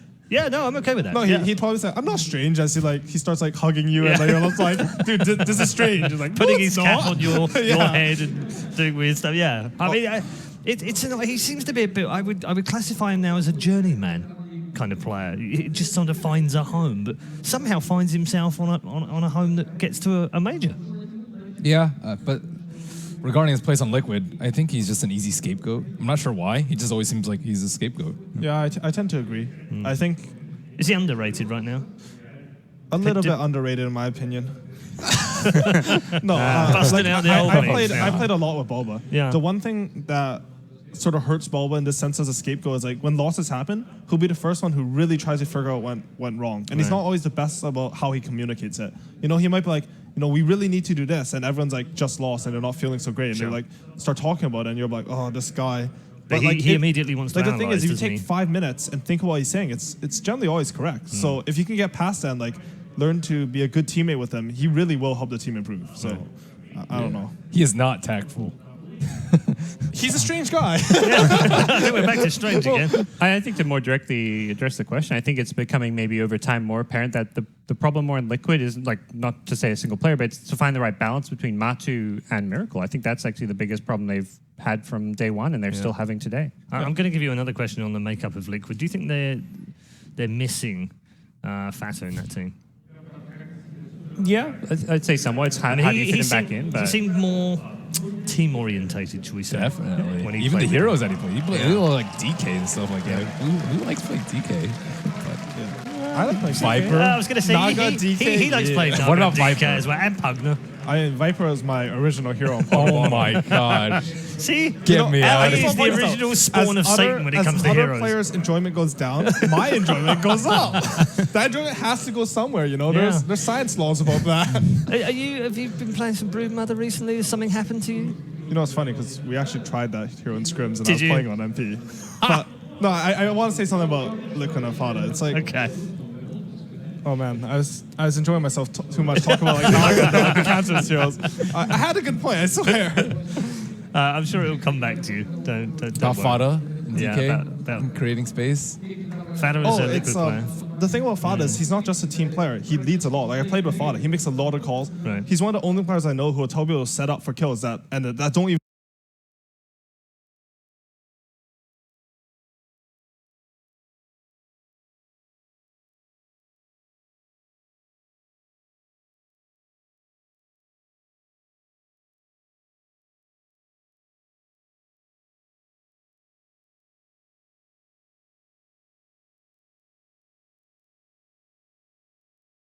Items, you know, your Shadow Fiend's the one who's gonna say, "I want to hit high ground now." You know, I have the best perspective of when I can hit base and not die. As a 5 position, you know, maybe you're like 0 to 15 Crystal Maiden supporting your 10 to 0 Shadow Fiend. You're not gonna know your Shadow Fiend can go hit that because you feel bad. You think if I hit that, I die. So the 1 and 2 Sora has to do that. Okay, very interesting. Our draft is upon us. We already have our first pick, 4 bands in the bag as well. Newbie this time have gone Legion Commander first pick. It's a very solid hero. When you see that hero, you know like lanes are just gonna be tough. What do you make of the bands for Liquid? they swapped out the Nyx for the Legion, I guess. I think they recognized that was a pretty big problem hero for them. Perhaps Liquid thought they were going to get the Legion themselves, since again it's newbie with first pick, so they may have anticipated another CM opening, but this likely means Liquid get a CM +1. But Doom for now. Whoa, Doom first phase. Doom Tusk. Okay. Welcome to 2014. Well, it is a lot of team fight. It's a lot of run at them team fight, I guess. Like Doom will run in, you have this Sigil and Shards, like just messing with your pathing and your ability to move. I really like the Nyx ban from Team Liquid. If you look at some of Newbie's past games, it's always been a hero that has been valued on the team. Maybe not specifically at this tournament, but they have very good Nyx players, plural. So it's always good to ban a hero like that. And it opens up the mid pool a lot more. Yeah, it for does. Miracle. It's one of the heroes you're just like, ugh, not Nyx. Kind of like Invoker, Tinker, whatever. Something not really an option. OD, Ember, also. Both those heroes just don't want to play versus it. It is funny. I think you mentioned it earlier. I don't know if it was Ben or Gods, but Liquid are playing outside of the meta a little. That was And when you look back on the last few months of top heroes picked, Matumba Man, for instance, Lone Druid, Timbersaw, Necro, Lifestealer, Nagasari. Oh, yeah, we could see Necro. Top five most played. Has Necrophos been picked yet? Nope. I don't think he's been picked at all. Nope. Trust Ben? Nope, I checked. I was pretty sure I checked. To be honest, what I'd like to see him from in this game is the Lycan. I think that's a hero that Matumba Man has played a lot in the past, and he's very good at it. That hero seems really strong to me. Was banned second phase, I believe. Yeah. Oh, really? Okay. First game. Because this game, it's Legion versus Lycan's a very weird matchup. At first, you think Legion will to lock down the Lycan, but what happens is Lycan's first two talents are like HP talents, and he just naturally has a very high strength gain. So sometimes you can't duel and kill him. And the other thing is, if you duel someone else and Lycan howls at nighttime, sometimes you just can't finish the duel and they'll turn it around on you. Yeah, it was banned second phase last time. Here's the Newbie. ignored heroes. Curtis. Oh, nice. I think Newbie should ban out the Lycan if they banned it out last game, though. Yeah. There we go. 2 games in a row they ban out in the second stage. Doesn't block that pick. Yeah, they've identified that one. They're picking Juggernaut because it's very hard. What Tuskar gives you, similar to other roamers, is a lot of kill pressure on multiple lanes. Juggernaut's one of the heroes that's very hard to kill with Tuskar. You know, you snowball him, he's just going to spin. Also, the healing ward versus Doom is very good. We saw in the last game, heroes would survive solely because of that healing ward, even though you would get the Doom on them or other spells on them. The Naga, man. Red Eye. Slightly sad. Wait, are you sad because fantasy points are I happy 'cause am. no Fantasy Naga? points I are just suffering right now. I need now a third game, so go Liquid. Did you pick Miracle as your mid? I did. Because then it doesn't work. Because then if GH plays core, then Miracle plays support. Yeah, but then he gets points from the other games. Maybe. I don't know. Probably. I think you want a core that plays core all the time. I think you're probably right. I've probably messed that one up, haven't I? How to win duels. Yeah. Versus Dazzle. And it's 2 physical damage heroes versus Dazzle. So Dazzle, if you weave your Doom, that's when he can really run in. I think Dazzle Doom has been a pretty common combination for a long time in Dota. And the answer is he can run in, but he has to run into a Warlock Fatal Bonds. I think that's where if you're newbie, you almost have to go back to one of those magic damage mids. Like, I mean, the Shadow Fiend is banned, but it almost feels like you want the Lina, the Ember type hero for the mid lane for SCC. I think She would be fine with. More than fine with. Go back for the Spectre, okay. Vector again. Invoker Legion, that's always a good combo. Yeah, I like the Invoker too. Actually, you know what? That's a good point. There is a lot of heroes on the board left for him, isn't there? Yeah. What they need is something with a lot of burst, because Juggernaut almost actually sort of burst, but it's not. Sometimes it's not reliable burst because there'll just be other units there. Warlock is a hero that doesn't really have any burst, to be honest. He amplifies a lot of AoE damage with Fatal Bonds. He gives you a lot of team fight with Upheaval and Rock, but he's not bursty, and you need that for a Legion commander. You need to be able to burst that target down. They also just don't have any like catch really, right? It's just LC ult, Warlock ult. How do you actually catch people?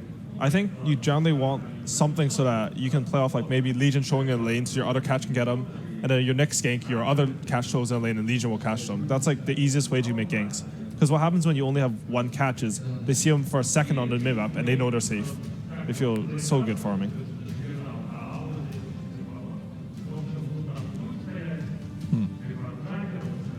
Again, we see Liquid like save that mid pick for last though, so they'll be able to see the entire kind of lay of the land before they pick Miracle's hero. I like the Ember pick. I mean, some people, core Doom I don't think is as good a counter to Ember as support Doom. I think support Doom was countering Ember for a bit because you would get the purge creep and sort of run at him mid, but Ember is probably the hardest hero to Doom in the game. Yeah. He has like 10 ways to make it cancel the animation. What about Puck? I remember we had the discussion where Puck's like, I'm leaving. I'm just straight up quitting if Puck gets doomed. I forgot what event it was. That's true. Yeah. After Puck, I guess you're right. okay. Puck is up there too. And you should have left. Did he get doomed? No, he didn't get doomed the whole game. It was really funny though. Yeah.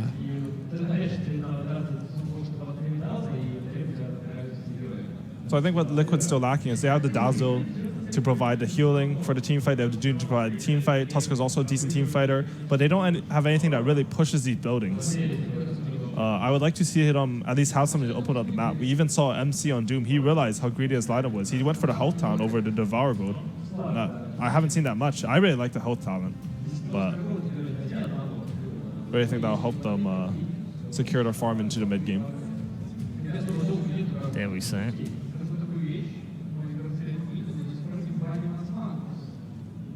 I wonder if you're Liquid, if you just go for that Miracle Invoker. I mean, you talk about pushing towers and also giving them some burst damage. You're in a knockout game in a playoff match. Seems like a good place to go. Perhaps greedy player, for big TA. game. I like it. I like it. It's a bit worse versus the Ember mid, though. That's my only concern right now. I think people generally think that it's a very skill-based matchup that could go both ways, more depending on your supports or like maybe hitting some level 3 Ember timing. Okay. Let's get some predictions. We'll go down the road. Gods, we'll start with you. This time around, I'm going to have to go over to Team Liquid side. I think the TA has been perhaps Miracle's most successful player their tournament. A lot of their wins, he's been on this. He's maybe not got the easiest of matchups, but I think it fits their draft and lineup really well. So Team Liquid. All right. Liquid for Gods. Melanie? I'm gonna go with Newbie. I think their team fight's a little bit better. I think TA is gonna suffer a lot versus the Ember. Okay. Newbie for Melanie. Howie? I think Newbie for me as well. I agree. Their team fight just looks so solid. You have the Warlock Rock, you have the Epicenter. There's a lot of AoE in there. I'm just not sure how Liquid plan to go through the early game in a way that they can fight. They have 3 greedy cores, and it didn't work so well for them last game. Okay. There we go. Predictions done. Let's head back to the arena with our commentary team, where Synderen said in the first game they don't need to be so greedy. They've been greedy again. Will it work for them this time round? 1-0 to Newbie. Is it about to be 2? Let's find out as we head into our second game of our second series. Thank you very much, Paul. Indeed. Game 2 now between Newbie and Team Liquid. I'm Odie Pixel. I'm here with Sin. We've just seen the drafts. You were just saying to me, Sin, you feel it's a similar archetype. Surely that's a bad thing for Liquid, or not necessarily?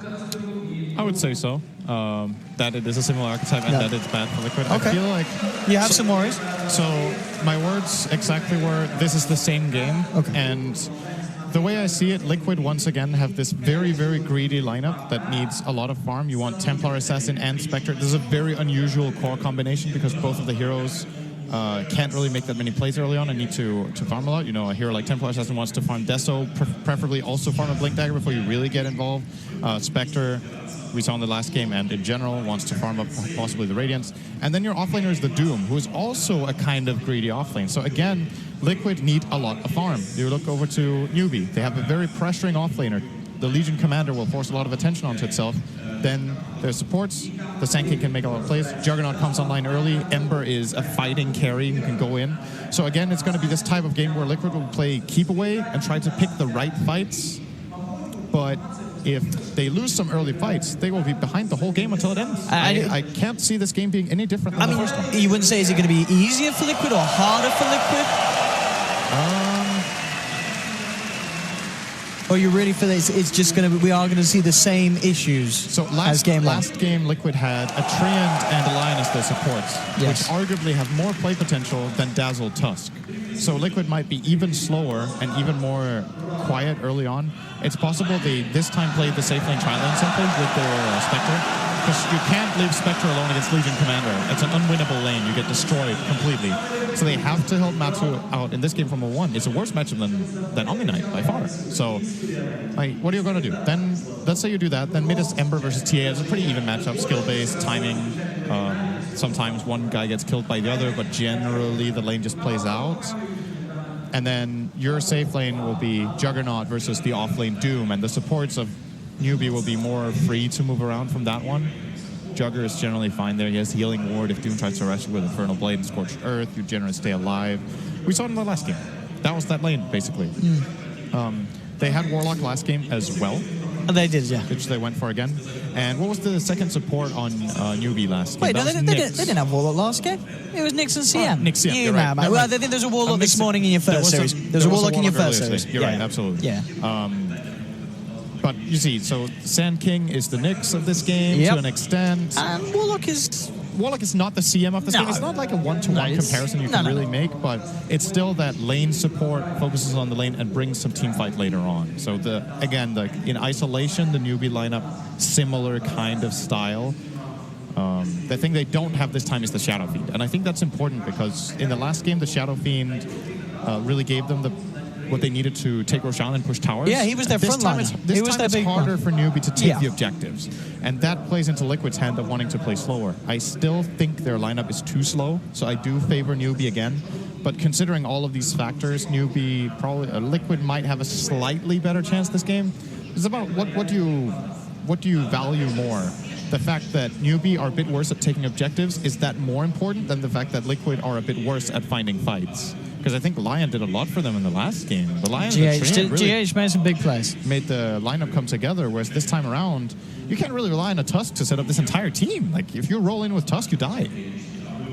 I mean, you've got a bit of save with the Dazzle behind you, but at the end of the day, if you're saving the Tusk, you're not saving one of your cores in these situations. Tusk will have to be very careful with using Snowball, especially if he brings his teammates in. There's too much counterplay. You can't really use Snowball in this game. You're against Burrow Strike, a Chaotic Offering. Second Stun, Warlock ulti, even something... Even Overwhelming Odds. Overwhelming Odds. Slight Chains.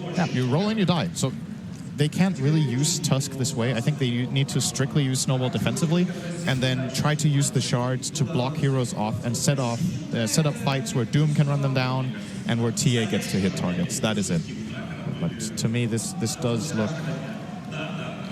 Especially, based on how last game went, in addition to all of these things we just talked about, this might even be as big of an advantage for Newbie as like 75-25 for me. Maybe even more. So we'll see if Liquid pull out some great plays here, but my opinion, difficult game for them. Let's have a look as we get ourselves into this one. Apologies, of course, for the viewers at home for the slight delay there. But we have managed to get things back underway. Very, very quick tech fix here in the booths in Kiev as we can get on for game 2. Crowd cheering for Na'Vi. We should probably break it to them, Sin. It's too cruel. This game, of course, no Na'Vi in sight. Newbie versus Liquid. Newbie with 1 win already under their belt and a very confident one. I wonder if Newbie, they can obviously, when you're in these booths, you can't hear really what's being chanted. Maybe they're like, but you can hear. They're behind us, guys. You can hear like the pacing, and you can hear that there's noise and that people are yelling. So that this Na'Vi might sound like Newbie to them. It's like, oh, the crowd loves us, guys. Let's go. The Na'Vi effect powering Newbie forward here in this game. And as you said, very much on paper in terms of draft and in terms of what we've seen so far this series, this is going to be quite the struggle for Liquid this game too. They need some star performances. Miracle on his TA, certainly a hero-player combination where we can expect that to happen. Very, very strong roles and heroes for those on Newbie as well. S-Triple-C's Ember, something that is not going to be an easy feat for Miracle to deal with in this mid lane. This dual lane off lane from Newbie is so strong. The Warlock Legion Commander is crazy because Legion Commander with Poor Man Shield is tanky, has a lot of health, can put a lot of pressure, and then the only thing you don't have in this off lane as Legion is that sustain that Warlock can give you with a Shadow Word. You can just run at the enemy carry and hit him and use Overwhelming Odds, start trading with him, and then, I need to heal a bit. Sure, I'll use a Tango and a Warlock heal, and we're out of regen? We also have a Shrine. How convenient. So this Liquid tri-lane is difficult to play, I would say. This is not going to be an easy time. For sure, and I guess, it forces what Liquid supports to stay up. But they could not leave Matumba alone against this two, can they? Absolutely not. They have to remain on this As a bare minimum, Dazzle needs to stay here. But even then, I think that is pretty tough. Bottom lane, Mind Control and Kakak fighting each other a bit here. Mind Control getting the better end of that one. Still level 1 on the Doom. Actually, he is level 2. Skilled Inferno Blade. Getting some good levels, actually. Straight up to level 3 already on mind control. So getting good XP. What's the benefit of being able to play that lane 1 on 2 because Warlock is top? So that's the trade-off that Newbie have chosen here. They would rather put the pressure on the Spectre. Completely agree with that. Oh, nice shards here. Looks to make a go here. I have got the dagger coming through as well. KP will have the Shadow Word ran off, but again, just this movement speed, more than enough to just build a big enough gap to stop Liquid from being able to chase him down. They still force them out. It's a good play from Liquid. This is what you need to do. They have to do it again because they shrine. But it's the right idea. When Tusk gets some good shards out like that and they can move in together and then use the Shadow Wave, that is a decent amount of physical damage burst. And Legion doesn't have the greatest armor in the world. Currently sitting on 4 with this, actually only 3 with this 4-man shield. And GH trying to make the most of that situation of forcing the newbie off lane out of it by making the movement towards the mid, but spotted out by the ward towards the Dire jungle entry just north of Roshan as he came down from there. So SCCC played it safe, kept himself away from the top half of the lane, and now he's back in, trying to do his best to slow Miracle down, but at the moment Miracle does have the CS lead, 16 for 4 against the 12 for 1. Slight lead for the TA in this situation. I mean, we talked about the inability really for Liquid supports to make powerful movements. Can we expect Newbie to go for some ganks onto the mid lane? It's possible. Warlock is pretty bad at it. Yeah, I guess it's down to the Sanking, really. Sanking kind of has to rotate. It's not too easy for him either. If you get this Boots Lace plus a smoke, he might be able to find an angle. With Flame Guard running, that should be a good. Yeah, they got the setup from the chains. Could be a good play here actually for Kaka at this point in time because Doom has retreated out of the lane, and well, Kaka has the choice here. He could also pull. I think both options are good. You want your Sand King to not fall too far behind. Yeah, and I like that as well from Newbie. They instantly scan just south of their tier 1 mid because the Doom had left the lane, just in case he had a good creep and was looking for the wraparound on the middle lane. So playing it very safe as SCCC. And yeah, there we have it. Kaka's there. So that rotation that we talked about is going to be attempted here by Newbie. They just need the chain set up. Just got nighttime. Oh, Miracle. Gets a sidestep off. I think he has an idea of what's happening right now. That Flame Guard play could be a hint that assistance is coming in from Kaka. Now Mind Control's going to go down and confirm it. Gonna lay in some good damage into Kaka here. We'll retreat, take the rune. Probably look to get a pull off bottom. This mid play failed. And this early game for Liquid definitely looking better than the last one. The main reason being Spectre is farming freely. It's a lot better start for Matumba Man. The mid lane is even, and Doom is having a good time as well. So far so good for them. Yeah, wraparound attempt going for Kaka here, who actually comes back in with a 2-man burst stroke. Will get himself to safety back around the sidelines, and with the wraparound for Fate with the fatal bombs, the damage is more than there to get SCCC a double kill. And Sin, as soon as you said it was all looking good, Liquid just had to prove you otherwise. That was so close. Kaka got the burrow strike off with like 10 health and completely changed that around with that stun. If they get the kill on Sand King, they just get out. So, you know, valid attempt, but Newbie clutch in that moment. And these 2 kills for SCC are very, very important. Absolutely. I mean, we saw him last game in the lane get a single kill, the first blood. Yeah. To have 2 this time round. And again, Miracle in a lot of trouble. The chains don't connect. This is very, very bad if he dies. He TP'd back into the lane. He's gone. Sinned. Liquid struggling even more in these first 5 minutes than in game 1 with those 3 deaths in the mid lane. Newbie, what is it that's just not working for Liquid in the early games? I think Miracle should just flat out not be making this move. The problem is you just got ganked mid, you don't have a lane ward, and the enemy team haven't shown their supports again. They haven't shown on another lane, so you can assume that they're waiting there. Especially given that you just died mid, there's a good chance that they have a ward, or that they have a... I don't know if this sentry actually found Liquid's ward. If it did, it's even worse, because then he knows that they just de-ward him and will try for him. Oh man, GH will get a nice roll down to the low ground.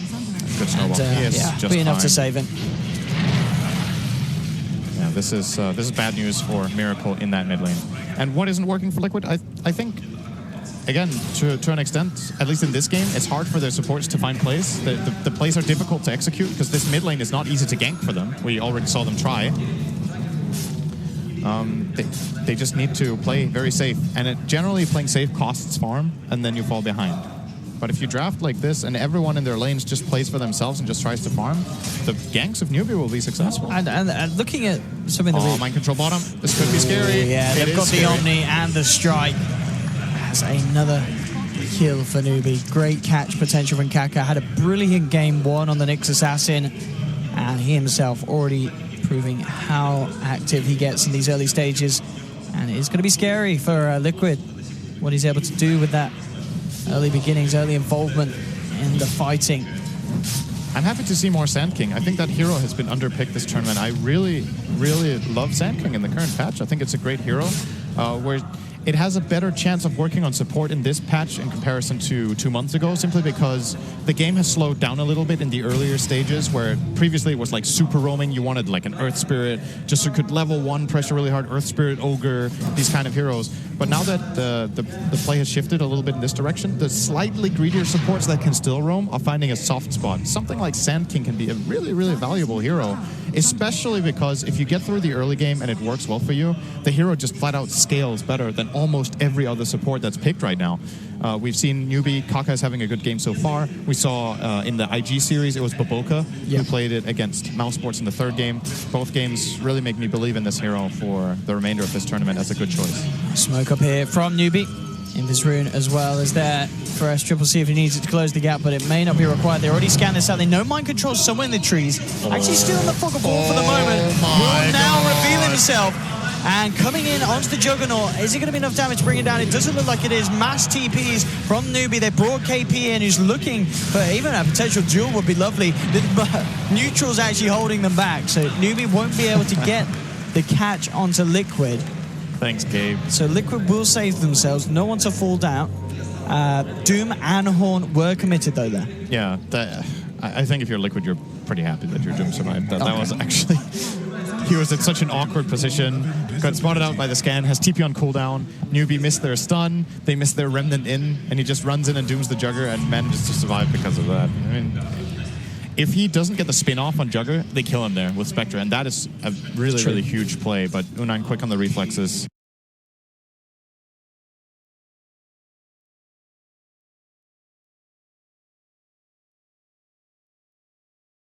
Not going for it.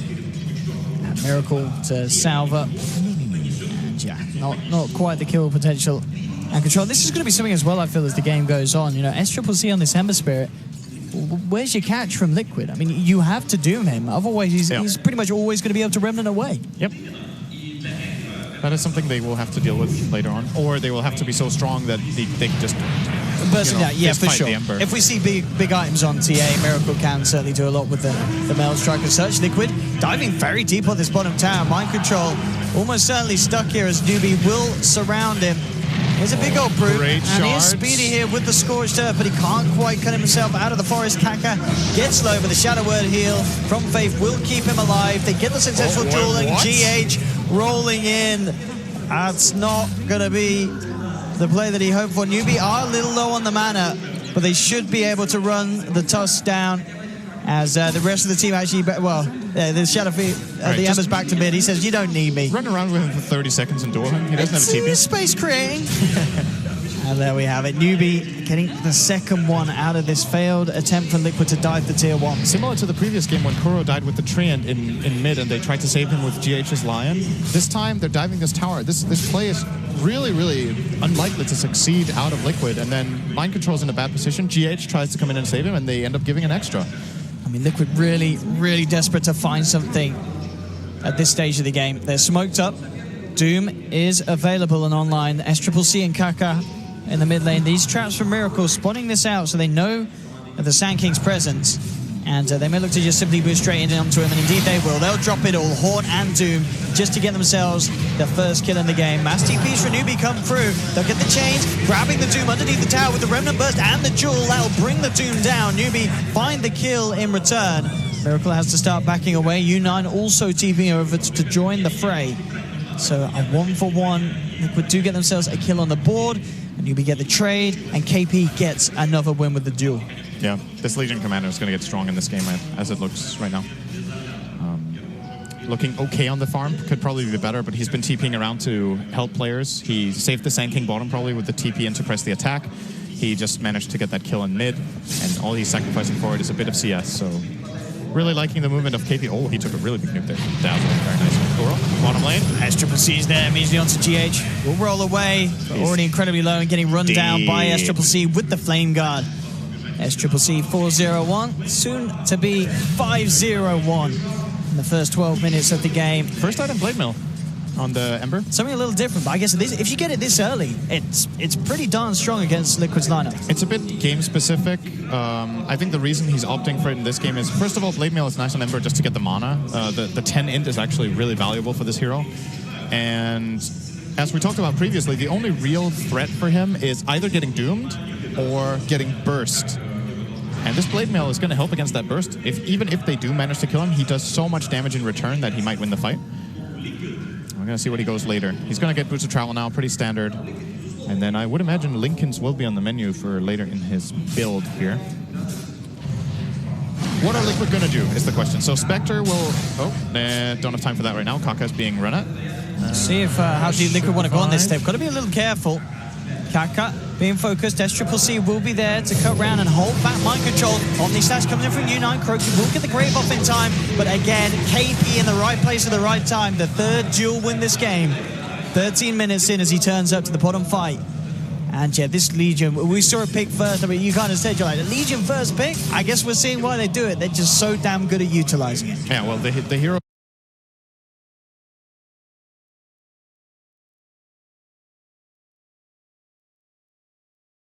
I think part of the reason that the hero is as successful as it is first of all, it's a good hero, but secondly, some teams are maybe not counterpicking it enough in the games that they give it away.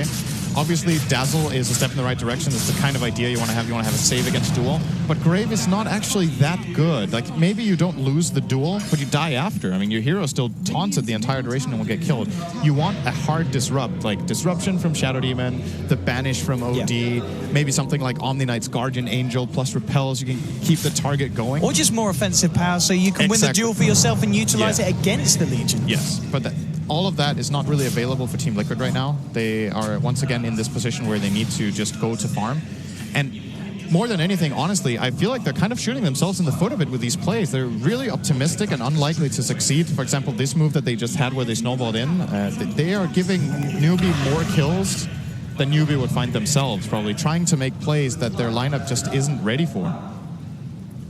For Liquid, one thing that they could certainly look towards is for this to be a game where Miracle does something amazing. And he is still top of the net worth board, which is impressive considering how the action is panning out between the two sides. Bottom lane, they'll make for a go on Kaka. They've got the dust, but Kaka quick with the burst strike to the sideline. There's no cancel for the TP, and he plays himself straight out of there. Again, another attempt to find a kill with the Horn that's unsuccessful.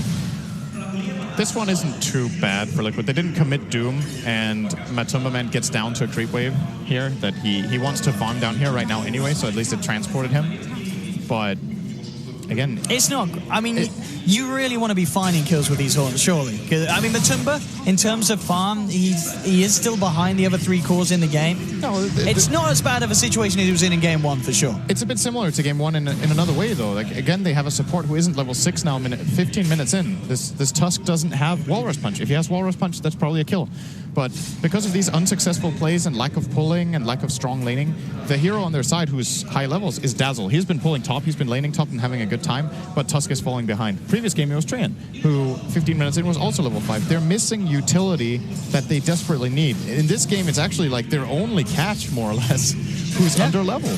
So it's very, very difficult for Liquid to find plays. I think what they're going to have to do is something like this, where they just smoke up and just run in the Doom. Like, go in. They have to be so careful how they approach this high ground, though. This is a dangerous place to Faith fight. has Chaotic Offering. Oh, they're going to roll in. They'll drop the Doom, but there's the Chaotic Offering onto free with the Fatal Boss, the triple remnant. It's not the play that Liquid need to be making. Newbie punish it with just absolute ease, Cinder. An easy, easy fight for Newbie. Yeah, again, they're giving them They're giving them opportunities that Newbie wouldn't have found themselves, I feel like.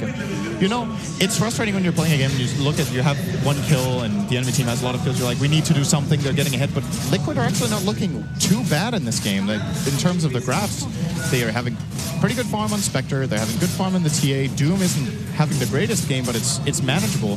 But every time they go for these plays, they give Newbie advantages. This is in sharp contrast for me to a team like IG that we've seen. Oh, well, they are going to try and get some kills out of this, but the chains are there to hold you back. It's a lot of burst onto Faith, not quite enough. Heals himself up with the Shadow Word. GH tries to get a trap there with the shards. Won't find it initially. Liquid still continues to move forward, but KP turns up with a big, overwhelming ult. The Grave will be there onto mind control, but KP has not committed the duel yet, still unavailable. But they do get the big kill. Jugs down, U9 on the sidelines.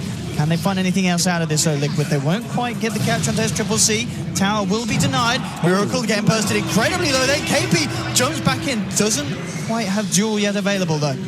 So Miracle will survive. Liquid fighting with the minimal amount of health, but they get the objective, albeit a deny, but it's still a tower down at the end of the day, and they do kill Jug.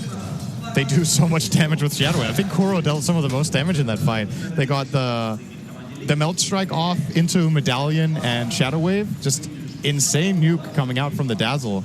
In that one moment, he kind of just burst down the Juggernaut from half to zero. And that's something we haven't talked too much about for Liquid. They have great minus armor, so Roche is a play for them. The question is, how can they get themselves in a position where they can go for it? They kind of need to find we have a decent pick, as well. but it's not easy for them still to accomplish that. And the first big burst onto Faith. And looking to get SCC. That Blade Mail certainly helping him, putting Miracle off from fully committing against the Ember Spirit. He got Blink Dagger now on Miracle.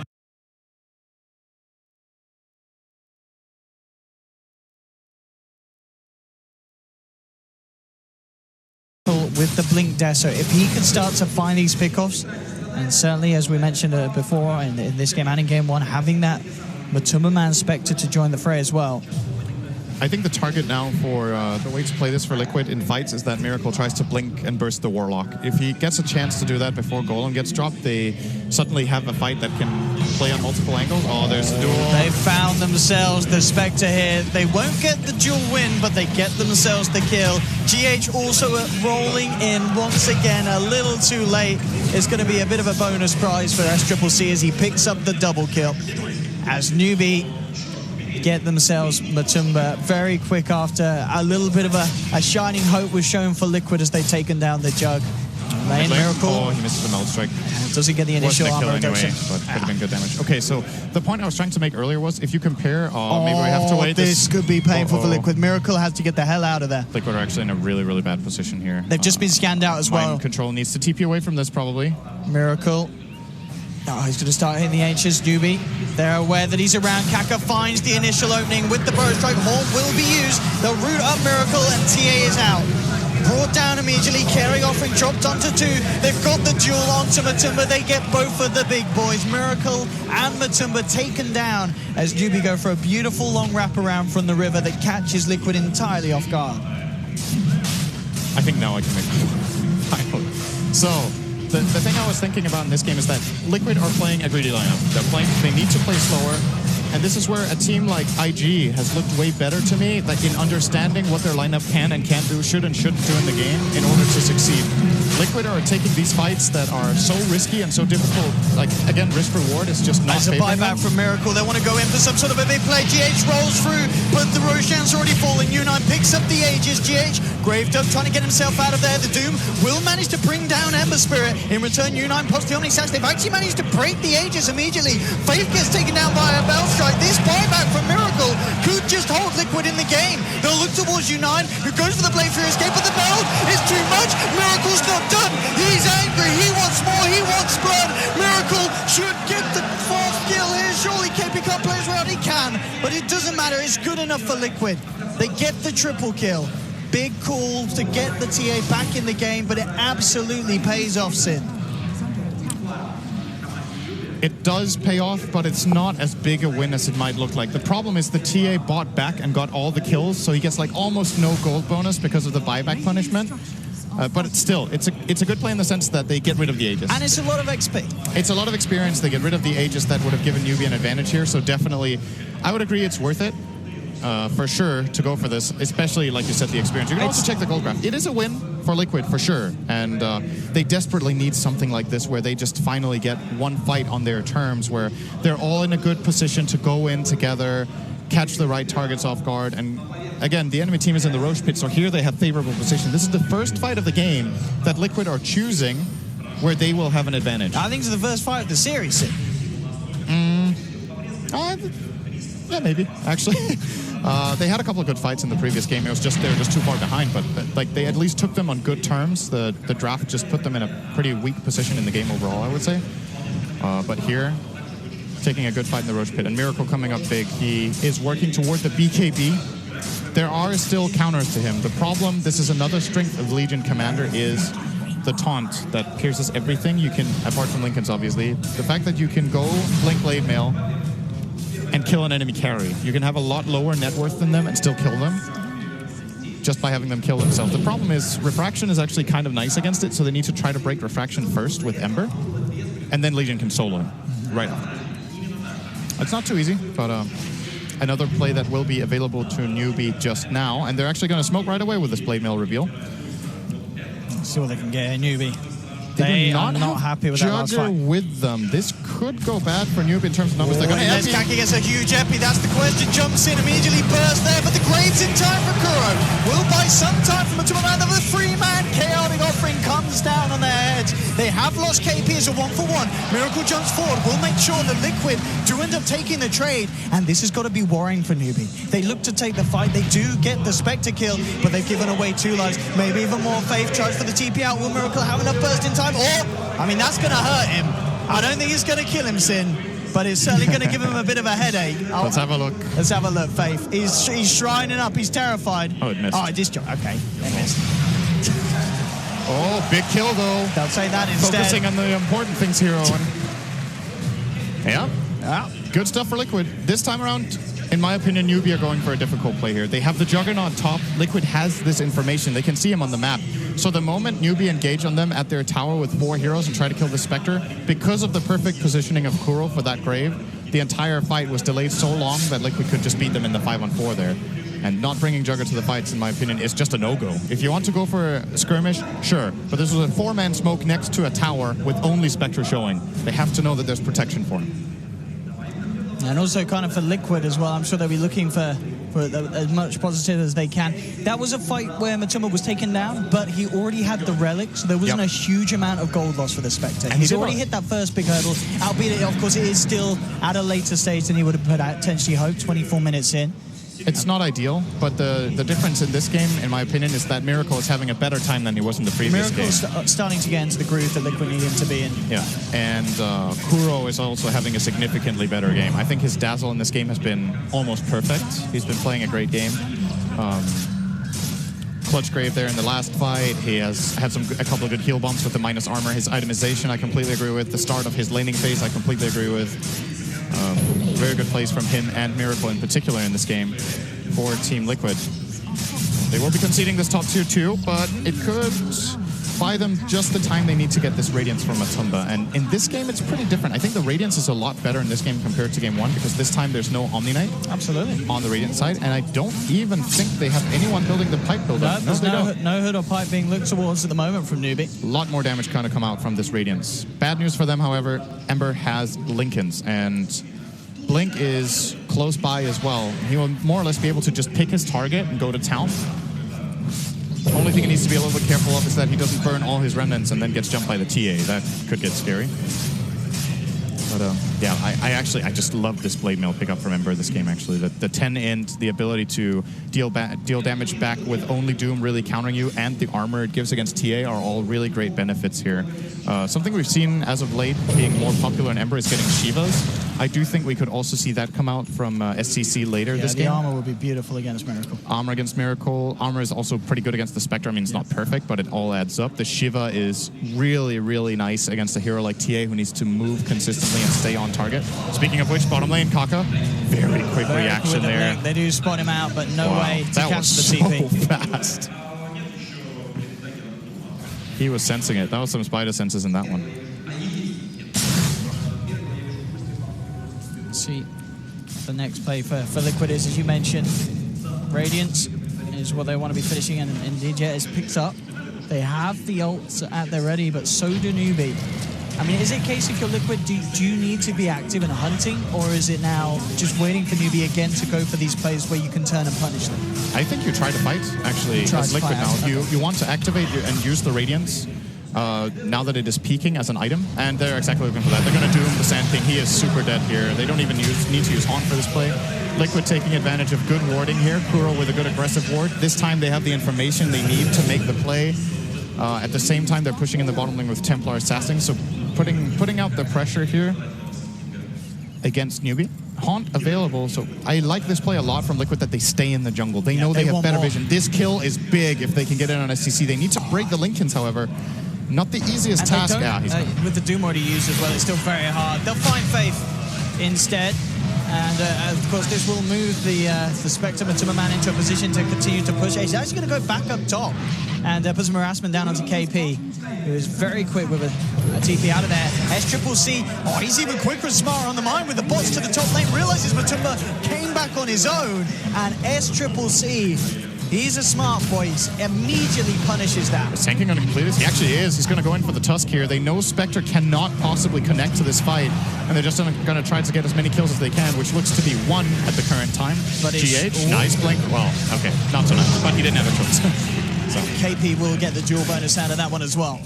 So, but Liquid are waking up, I feel like. They are, but it still feels like Newbie are making the better overall decisions there. Matumba dying here was unnecessary, but apart from that, I really like this play from Liquid. It's the right approach. They go down, they get superior vision, they play the numbers game where they have 4 heroes together and they use the Haunt, and they go in based on the information they need. This play is very different to, for example, the one where they group up as 3 and run in and fight at the enemy shrine. In that fight, they don't have the necessary information. They're in a way worse position, and they didn't have the correct items at the time to take those fights. Now that they've built up their arsenal that they need, they are making one good decision after the other, bar that Spectre death, but they got a tower bottom, they got a key kill, and they're keeping the farming going. Into Roshan for Newbie, as they look to maintain control around it. They know there's no Haunt, they know there's no Doom. Feeling very confident taking it at this time of the game. So the crest has been complete for Mind Control. So we are going to see... a big moment. Doom is still on cooldown for a little bit, so is Haunt. Yeah, it's a hard fight for Newbie. They've scanned it out as well, so they know that Liquid's on that high ground. Yeah, they got scared because of this trap drop from Miracle. Very important that he gets this trap into the pit. Of course, they may have countered a previous trap with the sentry that they placed, but him placing a new one gives them very important information, mainly about the current health of Roshan, because Liquid probably want to go for a snipe and just delay them until then. Haunt is available. Sure, yeah, with this delaying. This is the most important moment of the game right here. If they can take this Roshan fight. But it is still a big if. They're a little... Yeah, they're coming towards it now. You've got Miracle leading the way. Now he's going to tag back. Kuroki's going to look forward to get the vision out. There's the Haunt jumping from Matumba. GH with the roll across, gets the stun onto 2. They're trying to take Faith out before he can get the golems down, and they do. There's no chaotic offering available. And now with the Doom as well, laid down onto the Juggernaut. Liquid move across for the second. SCCC quick with the remnant out, but a brilliant way for Liquid to take the fight. They may even get Kako down to the low ground with the Burrow Strike. Full self-fuels to dodge the shards, and with another nice flick, he is out of there. In fact, they'll turn to fight. He revs up the epicenter. They manage to trap 2 here. SCCC gets the duel off onto Kuroki. Burrow Strike onto 2. The Infernal Blade gets laid down from Micah, trying a quick punch from the Tusk. Finishes off the Sand King. Liquid still to take the fight as they get KP as well. A good attempt from Newbie to try and turn it around, but Liquid had the beautiful startup for that one. The snowball all focused on the Warlock. The Doom dropped onto the Juggernaut. Newbie, they were just kind of strangled there around that clutch point, and they couldn't fight back initially. It was a great attempt with the Sand King, but Liquid, as you said it, they're waking up, Sin. This is the perfect way to take the fight. If they can kill a Warlock like this, the fight is theirs. I think that, again, key items coming out that they make great use of. The first BKB usage here from Miracle is perfect. He can just jump in, feel confident in taking this fight. Ember can't damage him at all yet. Juggernaut was doomed, so he can't deal damage. It's like the fight is well planned, you know? They're going in with a goal. The Haunt is well timed. They know exactly what they want to do in the fight, and they just execute. This is so much better than 15 minutes ago. I'm not sure what it was that clicked for them. It really does. Maybe they're like, guys, we're about to get knocked out. Let's start playing Dota. And then, okay, I'll play Dota. And then Matsumo's like, okay, I'll play Dota 90% of the time. Debated. Yeah, I guess so. Liquid really stepping up the plays. Miracle, 20,000 net worth, 5,000 ahead of that. FTC going bottom. He is. He may get punished for this, though. The snowball's on him. Okay, he's out of there. So GH is going to be glad that that spell does not continue globally. That would have been fun. It would have been quite Can you right. imagine Imagine. if it kept gaining in size the whole way. And in the speed. Yeah, that would be something. But indeed it doesn't. He's out. 21 for 14. Still, Matsuma Man, yeah, as well. He himself very close to pretty much being on the same level as the farmer, this Juggernaut. Those last few fights really hurting Newbie. Miracle is stacked. I mean, he really is. He's got the Bloodthorn done. He's on his road to the Butterfly. What's his GPM? It's got to be Fate super is high. almost certainly dead. Yeah, there's no way you walk yourself out of that one. 3 touches from Miracle. And they know the ward's there as well, so we'll be able to get the D ward. We'll see if... it's one of those games, you mentioned from the draft, it was always going to be hard for Liquid at the start because it's a greedy draft. Yeah. Would you say we're at the point now where the greed is paying off? Well, they've definitely offset the disadvantage that we're at. They took a couple of key fights that they absolutely needed to, and they won them. And now that their lineup is starting to get ahead, they can itemize what they need in the game. So Doom is going to go for the Blink Dagger so that they can get a good initiation and catch off potentially the Juggernaut or the Legion Commander. Both are excellent Doom targets. I think at this point, you don't really try to Doom the Ember because it's difficult. You get one of the other targets that are easier, and then you play around the Ember with the BKB of TA. Like, if Juggernaut is doomed, there's no way this Miracle TA is going to get killed through BKB. I just don't think so. Even if he gets dueled, KB's just going to lose the duel. He'll get 3-shot. At the same time, the Spectre is starting to pick up as well. We're going to see Matumba Man itemize a lot of health here, going for the straight heart after this Blade Mail. This is a problem now for Newbie. They're running out of damage, I think, because of these lost fights. I like the itemization from Liquid of just going tank style on the Spectre instead of something like a Manta. I think he just needs to try to stay alive with his main and draw as much attention onto himself as possible. Like, let's say they even kill him. It takes so long and costs so much. They may they find can still get Matumba cleaned here. up. They scan the high ground. They know that they've got this clear entry up to the top. I was wondering if Matumba was going to sweep all the way back to his jungle, but he's staying towards the mid lane. So with that in mind, Newbie, I'm going to find anyone at the end of the day. So good avoidance of the smoke by Liquid. Liquid themselves grouped up and moving down the middle lane. GH in position to potentially dispel any sort of smoke movement from the high ground from Newbie. And Miracle very close to the point where he can frontline. He has pretty a butter confidently. too, almost? What? He's massive. What's happening? What's his EP? 750. All right. Still a bit ways to go up to Burning AM. That's true. Not going to happen this game. It's pretty much... I don't know if it's mathematically impossible at this point unless Newbie just feed him 10 kills in a row. Nah, it's possible if people want to start. Do you think Newbie are going to do that? I don't think so. Okay, me neither. They're sensible boys. Just run down mid and just look at how Newbie's playstyle has changed. This is a team that understands that the complete state of the game is different now. They're playing a lot more passively. They're focusing more on pushing out waves rather than looking for these fights and skirmishes because they don't hold the advantage anymore. SCC will be going for the Shiva, as I was mentioning earlier, will be the right choice in this case, I would imagine. And something we haven't talked about yet that we still need to consider, of course, in this game. At some point, you want to go high ground. And high grounding into Newbie's lineup, if no heroes are dead, is really, really difficult. True. And it's fairly similar to Liquid's lineup. I would say Liquid's defense is actually, on second thought, it's significantly worse. Pushing into Slight Chains and Golem and Sand King Stun and the threat of Duel is very, very difficult. I'm hearing a Doom. Kaka See ya, Sand King. Chased down here by He runs Mind pretty Control. fast, actually. Yeah, now he doesn't run anymore. GH traps him with the Warrior's Punch and the stomp there from Mind Control. Liquid Miracle's gets the kill. chasing. He could find a solo pick. Does he get away with this with this Invis? I mean, he has so much damage on him. Faith being focused first. 1-2. That's the Warlock out with the Horn. They want to move across for more. KP immediately TPs away, though. So Liquid won't find another. But that is the Warlock down. And a big component of Newbie's high ground defensive potential that Liquid could certainly look to try and abuse if they want. The fact that he's now gone for 30. He does have buyback. They might consider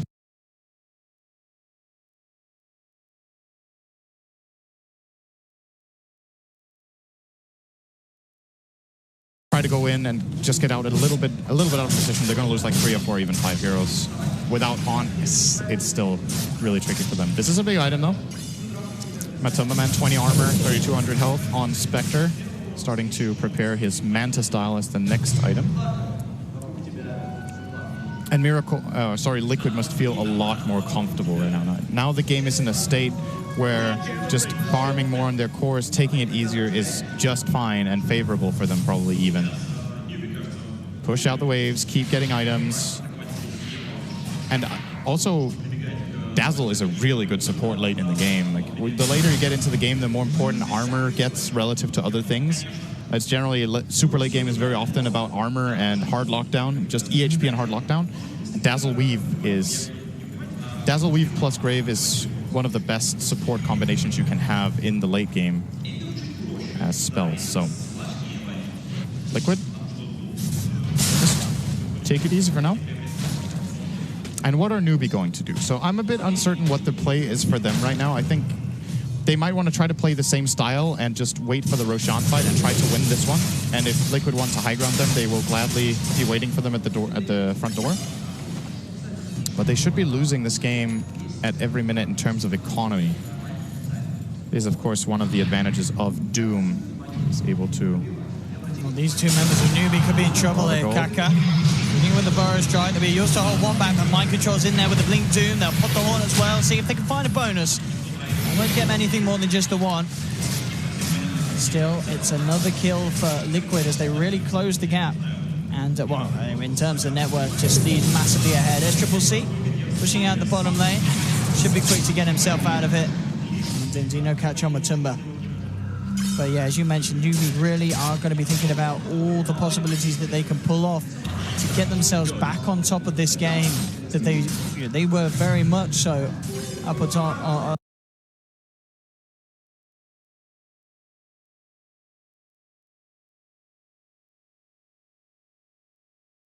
Some solo action. KP in the neighborhood. I mean, even with the Mana Miracle does a Mel Strike and the Bloodthorn he could just bring solo down KP right absolutely. now if he sees the opportunity. Let's be a bit careful. He saw the same thing on his trap there. Let's see what he goes for. Does he want to go for any sort of play? He does have backup. But still, yeah, just playing a game of safety. Not wanting to throw anything away. GH, Guardian Greaves now complete. So that, alongside Kuroki's toolset, it's going to be even more terrifying for Newbie to try and defend against what those high ground pushes come through. SCC going to pressure top out. It's going to be a response immediately from Miracle. And well, Roshan is max respawn time. This is like literally 11 minutes, I think, on the dot. Or maybe like plus minus, not plus 3 seconds. That is impossible. Within 3 seconds. And that means it's just going to be more of a farming game. Both teams will want to play around this Roshan for sure. It is the most important objective on the map currently, after the Ancient and the Barracks. Neither of which seem reasonable to even try for either team at this point. Going high ground is pretty difficult this patch. And I kind of have this feeling in this game that this could end up being a really, really long game. Just because... a real back and forth kind of late game affair. Maybe, or just very quiet. It seems difficult. Like, Liquid will try to find picks as they have recently with their haunts, but they're still a bit limited in terms of their catch potential. Or maybe not. This could be big. Do they have a ward? Nope. The ward is favoring Newbie. We have Mind Control trying with a jump in. They have the Hawk and Vision. Kaka's already down to low ground with the Burrow Strike. The Timberman turns towards Faith. They'll take the Warlock out. At least try to. He gets the chance to drop the Chaotic Offering. Faith continues to run. Has the Shadow Word heal as well. He's actually going to be able to keep himself alive here. Now with the Jewel on the Timberman, they'll look to turn for the damage from Miracle. He rips through one. He rips through two. Unite tries with the Omni Slash, but this jug just does not do enough initially against the power of Miracle's TA.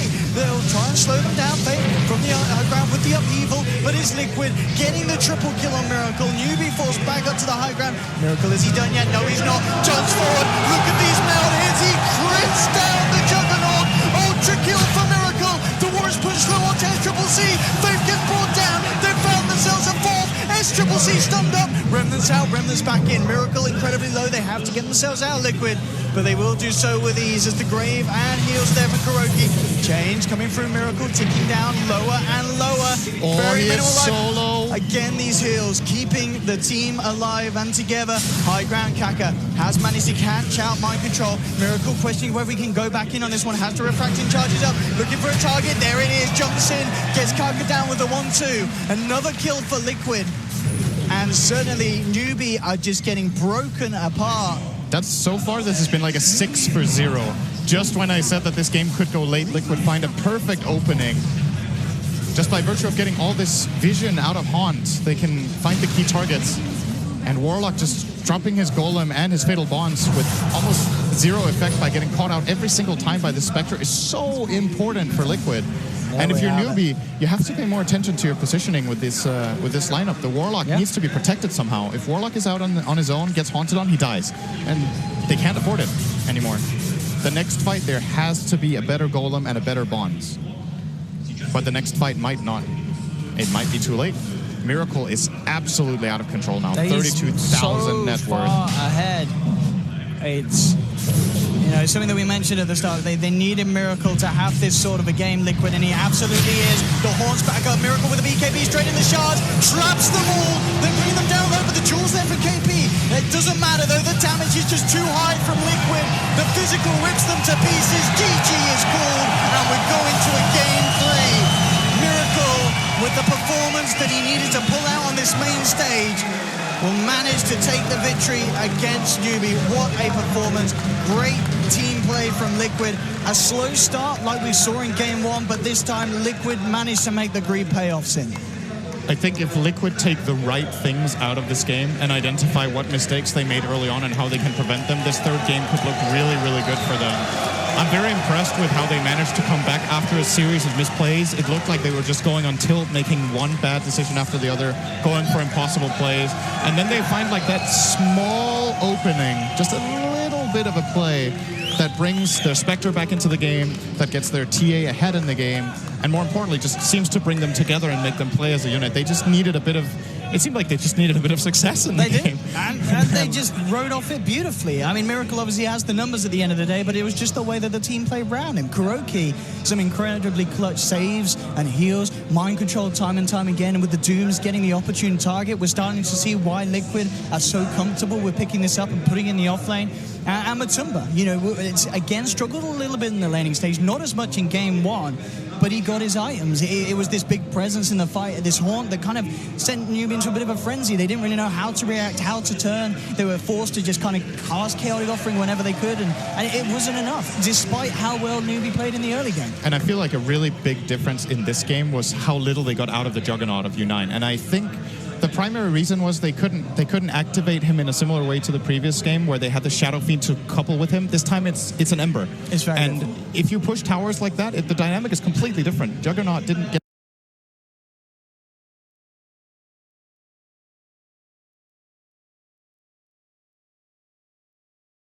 even just the first 10 minutes of game 2, but there we have it. Exciting stuff here in Kiev. We'll be having game 3 from Liquid versus Newbie round the corner. But for now, back to Paul and the panel boys to hear what they have to say about that game 2. Yes, thank you very much, Owen. Incredible comeback from Team Liquid. Just when you think you can count them out and count your fantasy points for Newbie, you can't do that at all. It's 1-1 in the second series of the day, exactly the same as we had earlier on. It goes to a game 3. We'll break it down with our panel again once more. Aoi, I want to talk to you first of all. What an incredible comeback from Liquid, because that was such an awful early game. They was looking really rough. I was sitting there, I was thinking, wow, Newbie is looking so good this game. And then Miracle, he has this buyback at Roche. KuroKy, I think he hit everyone with a weave, and they just crushed them in that fight. And I think the interesting thing about as well, Ben, early on, it wasn't just that Newbie were playing well. It was the fact that Liquid were playing very poorly. It wasn't necessarily the draft affecting it. It was decision making that was going wrong. It was the Tusk rolling in 3 seconds too late. It was Miracle getting caught in lane. It was everything was going wrong for Liquid that could go wrong.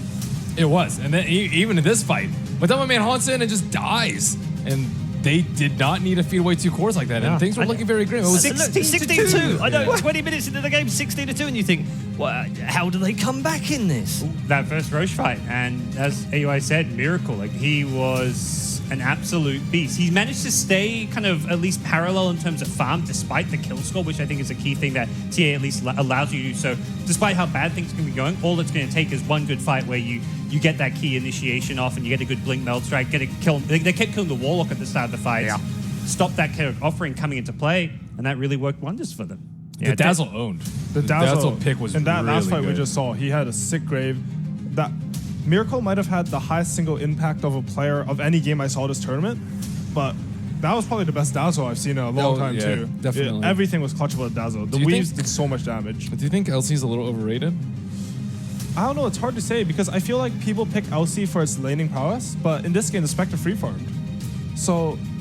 Spectre was really far behind for a lot of the game though. Still. She free farmed in lane and then they managed to move up and challenge her. But I think when LCS excels is when you're starting in his lane from the start. You have that high pressure, and at some point you can't leave your carry alone versus him. In this game, they need to constantly bring more heroes to the LC's lane in order to make him work. 24 kills in the game to Liquid overall. Kuro went 1-2-21. It was very good kill involvement. I wish the score screen had a way to display how much damage a weave does, for example, or how much damage it prevents. That'd be really cool to see. That'd be really hard to program. I guess it would be, but I guess really cool. The numbers will be super high in this game for sure. Well, we saw the Bane game earlier. It's like how much damage did Enfeeble block that game? Yeah, exactly. That Finnan one with that. But Miracle ends the game with 38k hero damage on TA, 18 kills. He as AY said, single-handedly almost turns this game through some of his individual plays. Yeah, almost 13 solo kills in that game in total. 18-3-5. Had his rampage stolen. Really annoying for those of us that have his in his fantasy team. But GH did pick up the kill as well, and I've got him in my fantasy team as well. So I'm okay with that, actually. I'm all good. And we get a game 3? We do get a game 3. Where do we dare think this one might go, considering that was kind of out of left field. We didn't expect that in game 2. I think the Doom was actually a big issue too. Doom just runs in, and then what do? Yeah. And not only that, but they're so good at using the vision to always get the Doom on the key target. Mm-hmm. Do you think that was the difference later game in this game? After 20 minutes, Liquid prioritizing the right heroes to go on. I mean, Warlock got shut down very early on in a lot of those team fights. Yeah, I feel like that's something that Kuro actually calls very well as a captain, When a team fight starts, it can get pretty chaotic, but if you talk about it before the team fight, this is how we're going to start the team fight. We're going to haunt, we're going to kill this target, and in the middle of the fight, you say, focus this guy. All of a sudden, even if it's the wrong target, honestly, if you say focus this guy, your entire team's on the right page, you're going to team fight better. So that's something that Team Liquid has done. Even in the game they lost, they did very well. Okay, there, Ben. Yeah. You good? I was also going to talk to you about MVP, because this might be a bit tough on this one. Do we go with the Kuro Dazzle? Doom was very effective, or was it the Miracle carry? Probably Miracle. Yeah, I'm going to say Miracle. Everyone's also like, it was probably Miracle. Best Dazzle we've seen, but it's still just a Dazzle. He's Miracle's the guy. It feels so bad saying that though, right? Because the cores always get the MVP, even though the supports have just as much impact in the games. But Kuro needs to go play mid then if he wants MVPs. That's his problem. He's not playing mid. He's the captain. He can. Okay, so Miracle MVP. Yes. All right. We'll settle on Miracle for the MVP, and Kuro just gets the choice of going mid or not in his next game. I'm not sure that's even an option where he's sitting from right now. But again, when you look back on the draft, two of you decided that this was not going to be Liquid's day based on the second draft. Well, what was the difference? Sorry, guys. What was the difference in the way that turned around? They want to fight inside the Roche pit. Was it just that? Because you were so sure in terms of the way that they drafted, but they didn't play that well, I think, in the first game, and in the second game they also weren't playing well for the first 20 minutes of the game, and then do you think they just turned a switch on, didn't they? Yeah. Just went, we're on the verge of going out. Let's just have some fun. When the hour is darkest. Maybe. I think something that we missed on the analyst panel is that newbies draft Cinder mentioned it, but the way they hit towers is very awkward. Right. This Juggernaut is a hero that you need to get his Omni Slash off. You need to get the spin off. But if he's the only one who can hit a tower on the team, it just feels so bad pushing. He's going to get blink doomed. He's going to get sharded into the tower or something. And Liquid were able to abuse that. They were able to take the fights they wanted because they knew they had the vision advantage in this game. They knew that they could keep TA traps around, to use a haunt for vision, and TA just farmed up a storm. Even though they were losing, what was it, 16-2? Yeah. Miracle was up there. 20 minutes in. And I don't know. It was pretty impressive to see. Yeah. That was like a high-level pub game, to be honest. Your team's down 20-2, but you're the highest net worth, and that's what Miracle is doing this game. Yeah. Okay. Game 2, obviously, going to Team Liquid does take us to a Game 3, and we will be heading to the draft fairly shortly. Before we get there, why don't we take some social media questions from the many that you have been posting on both Facebook and Reddit over the last few days. Thank you very much for all of those. Does SEC's military background reflect in his playstyle? I don't know if it reflects in his playstyle. Definitely inside the booth, from what we've seen. Does it reflect in his playstyle? I wouldn't know how I would recognize that. Yeah. Someone who does not have a military background. Does he march down mid, salute, and then shoot his opponent? I don't know. That's a question for Cat, maybe. It'd be way more easy to tell if it was a role that you just I think follow orders. Like if you go in and die, and it's very obvious that you went in and died because you had to, then I think more so. But cores don't usually sacrifice themselves like that. At least not mid laners. If you were off lane, maybe you could see. From what Ben said, I'd say no. Like SEC actually isn't the sacrificial player on his team. Right. He's a player that they play around, though they need him. They generally, when Newbie was having success, it was because they last picked his hero. He would have a good lane matchup, they would play around him, and then he could follow through in the mid game by making a lot of calls. And I don't really know what military playstyle means, but if it's following orders, dying for the cause, I don't think that's triple C. Yeah. Okay. Well, following orders from the captain, maybe. He is. Yeah, he's more the captain. Might be the captain. I hope he follows his captain's calls, but. I think that for most players. I was going to say, I don't think you need a military style to do that in every team, do you? Interesting question. Yeah, but in terms of in the booth, I think, he's the shouty one, isn't he? We said that earlier. He is motivating inside that booth. It looks like he's screaming all the time. Yeah. We've got a few quiet players on the team, like KP, even Faith. He used to be a drafter kind of captain, but he's still a fairly quiet player in the booth and during the game. So I think it helps that he is as vocal as he is. Right. Peps him up. All right, let's take another question as we head towards the third and final draft in this series. It's gone all the way once more. Pick one player from each region to form an all-star team and name it. Well, there's 4 of us right now, so I guess... Each get one region? Could we do... there's kind of 6 regions now. It's a bit tougher. Disclaimer. We have to get 5. We hate these type of questions. Let's include America. So we do North and South, all right? Europe can be 1, CIS can be 1, China and SEA. How's that? That's 5? Sure. Gods gets the extra one because he knows a lot more about SEA than Can he just do all 5? I think when you ask these type of questions, it's you don't know how players are going to play together. It's even for this fun. Liquid. It's fantasy. Yeah, You've done fantasy picks. I suppose, but this Liquid team is oh man, these players are godly. They're all 9K, and then you see them potentially losing. They almost lost 0-2 then. Yeah. All right, so, I got a way to do this. Yeah, Kurt, you've got a different perspective. Who would you want to play with? Who would you choose your team? Opening up my leaderboards. This is where he throws out his... Leaderboards number 1. I'm opening up the leaderboards. I'm going to go through this. Give me a second. I got this. Okay. Okay, there's Flea. Francis Lee. Very good. North America. All right. Mid 1. Okay. In Your Dream. All right. He's actually pretty good. Yeah. And I don't know who this Ihong Shi guy is. Oh, don't know. He's 9.3K in China, which is extremely high. Sign him up. So that's 4. And I'll take Red Eye. Only so we can play Pugner Windrunner. That's the only reason he wants me. I mean, in all seriousness, right? Someone record that, put it on YouTube, then put it on Reddit for the karma and say, new NP lineup announced on show. You'll get away with it, trust me. Gods, SEA. Let's just think about 5 great players in the SEA region right now. Yeah. Probably Ice. Yeah. He's Raven. the one that stands out. Raven, but Mid 1? I don't know. ZSEA now? Yeah, how does it count? Count off? Well, he's from that region. Abed's NA, right? I get to... How is Abed NA? Because he's playing on DC. He's NA. Oh, for crying out loud. I thought we got over this. Isn't this how it works?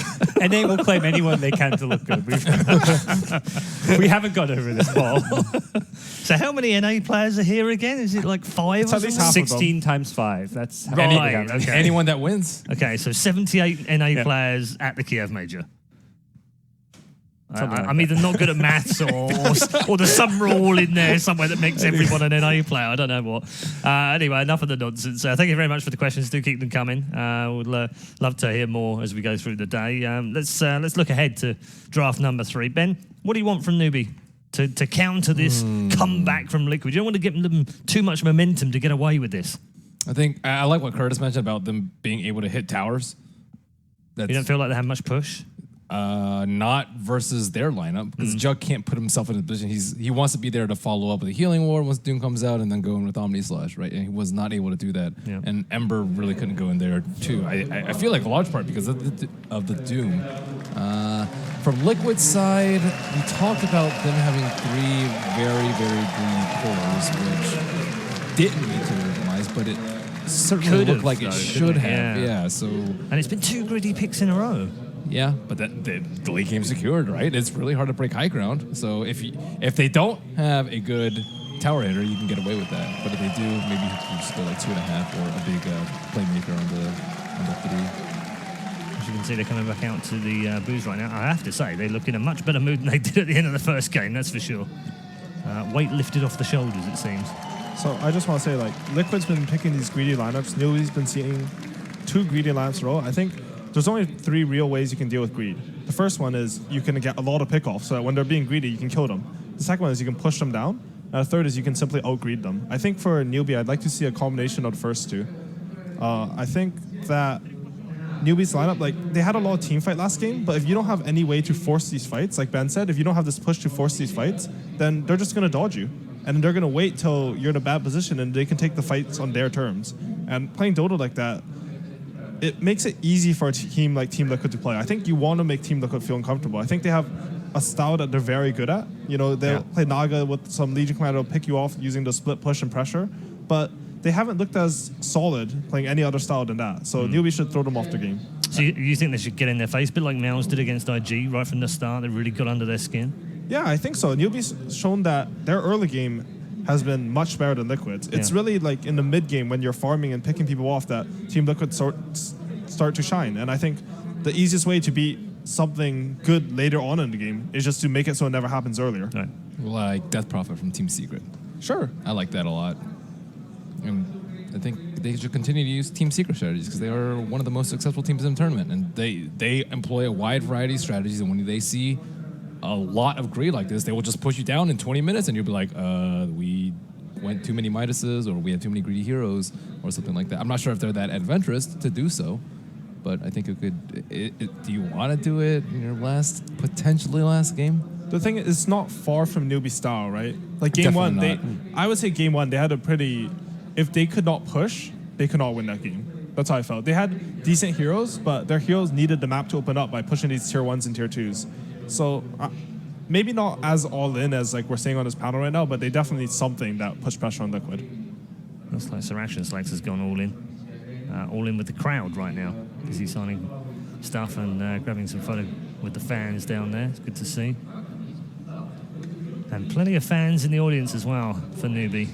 Plenty of support from Liquid. I saw a few Liquid shirts earlier on as well. And it does look like the crowd are returning to their seats. The 2 teams have done exactly that, and they are in to draft number 3, the deciding draft of this particular series. And we'll kick off with the 4 bands. I think Liquid has identified that the next from game one, from what we've talked about, is basically the one that catches Team Liquid when they're trying to be greedy. So they want to get that out of there. Okay. So Newbie go back to that LC. Yeah. That's. I think after the last game, like we started to maybe doubt the hero, but Newbie will stick by it. Yeah. I think it's a good hero if you want to pressure them really early. Because LC is known as the all-fighter, the best in the early game. He's very hard to zone, very strong in these early fights, really fast, has a heal and save, so... Liquid didn't seem too worried about it from mid-game onwards, though, did they? No, they really didn't. They made playing against LC look really easy. Yeah. I'm not too sure how many dual pickoffs we saw after that fight turnaround at the tier 2, the dire tier 2. After that, I'm not too sure if I saw any duels outside of team fights. There were a couple of 1v1s where it just didn't look like winning them at all. Yeah. I think Doom was a big part of that. He's not really a good dual target to begin with, but he's always in the front, solo cresting teammates, and just incredibly tanky, going for this HP talent over the gold one. He also didn't want to duel when Dazzle was out in the field. Yep. Because Didn't make him less they could never effective. find him. Liquid go back for the Tusk. Again, not a great early game. There was a few mistakes in there early, but it didn't matter in the end. I think Liquid's considering picking the Dazzle. I think they felt like the hero had very high impact. There's something. why would they change?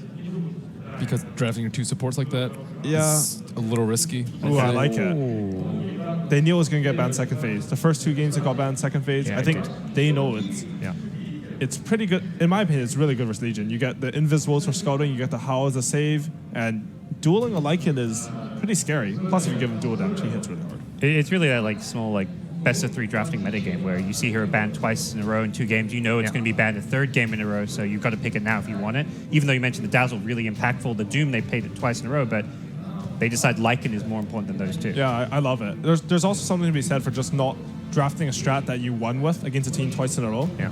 I think you have to assume that your opponents are learning from you as the game went on. If you draft the same strat against it, they're going to play against it, but better. At the same time, could they draft SF? Well, it was banned out second phase. It's tower pusher, and they're probably not going to get in the second phase if they don't pick it now. I think SF's a good hero for newbie, but I think he's a bit weak versus Lycan and Tuskar. This has actually been a great hero for newbie. They've had like 70-80% win rate on Sven. They picked it in like 6 or 7 games in the last month. It's one of their kind of niche picks that they're playing a lot more than anyone else right now. Sven's also traditionally a Lycan counter. Yeah. I think he was the highest on like the pub win rate stats for Lycan for a long time. I think it might be a bit different because Lycans aren't going Necrobooks anymore. What happened before is you'd AoE stun everything with BKB and you just cleave the Necrobooks and everything would die. The Warcry is obviously good against Lycan's physical damage. I mean, in that sense, it's still a very good counter because the new Lycan is more this right-click, armlet, mask, madness. Well, Sven, Warcry your whole team, bonus armor, you fight that. Yeah, that's true. I forgot that they first phase banned the Spectre. Yep. Yeah, that hero's been looking pretty scary. And they did play it in the first 2 games. I think it's also just because in the first game, it wasn't just a Spectre. Well, I mean, it was just a Spectre, but it's like how Team Liquid used the Spectre, right? Like every time we had Haunt, you would see in the first game, like NC would get these perfect Dooms. And in the second game, they would always use it to find the right target, and they just play so well around the hero. You favour that when you play? I mean, they played against the Spectre twice. They kind of know what it gives. They can come up with a counter. They can come up with an opposite way of playing. Or they can ban it out and get rid of it because they can't think of a way to beat it. And then ultimately, they let something else like the Lycan through, which they haven't yet played against, which could end up losing them the game. It's been really strong this tournament. Yeah. 63% win rate. I mean, if you can't think of a way to deal with the Spectre and you know they're going to pick it, you better pick it or you better ban it. Right. Because you know it's pretty much a higher percentage to lose. You're like, it's a known quantity already, right? Yeah. And it's not in your favor. I just wonder whether, because it's a known quantity, you'd rather play against something you know than something you don't know. You want to play against something you know if you know how to counter as well. Right. Like, whenever a hero's super imba, everyone would actually want to play against this first pick hero. But the reason it was banned is because no one could figure it out. And perhaps they feel like Spectre is this way right now. Right. Do you think they needed to first phase this Sven? Yeah, I'm sort of curious about that too. It shows 2 cores, which generally locks in your lineup a bit more. One thing about showing 2 cores though is if you do pick your supports a bit later, you tend to have a better early game. Supports control the tempo. They can oftentimes determine like how lane matchups go more than the cores themselves. So maybe their plan is that they recognize that Liquid picked these 2 greedy drafts, and they want to punish it with really strong supports draft-wise. Also, I mean, Sven has some counters, but he's always going to have some impact. Like Warcry, he's always going to jump a target. He's going to get his farm from Ancients. I don't know. You're a Sven player. I used to.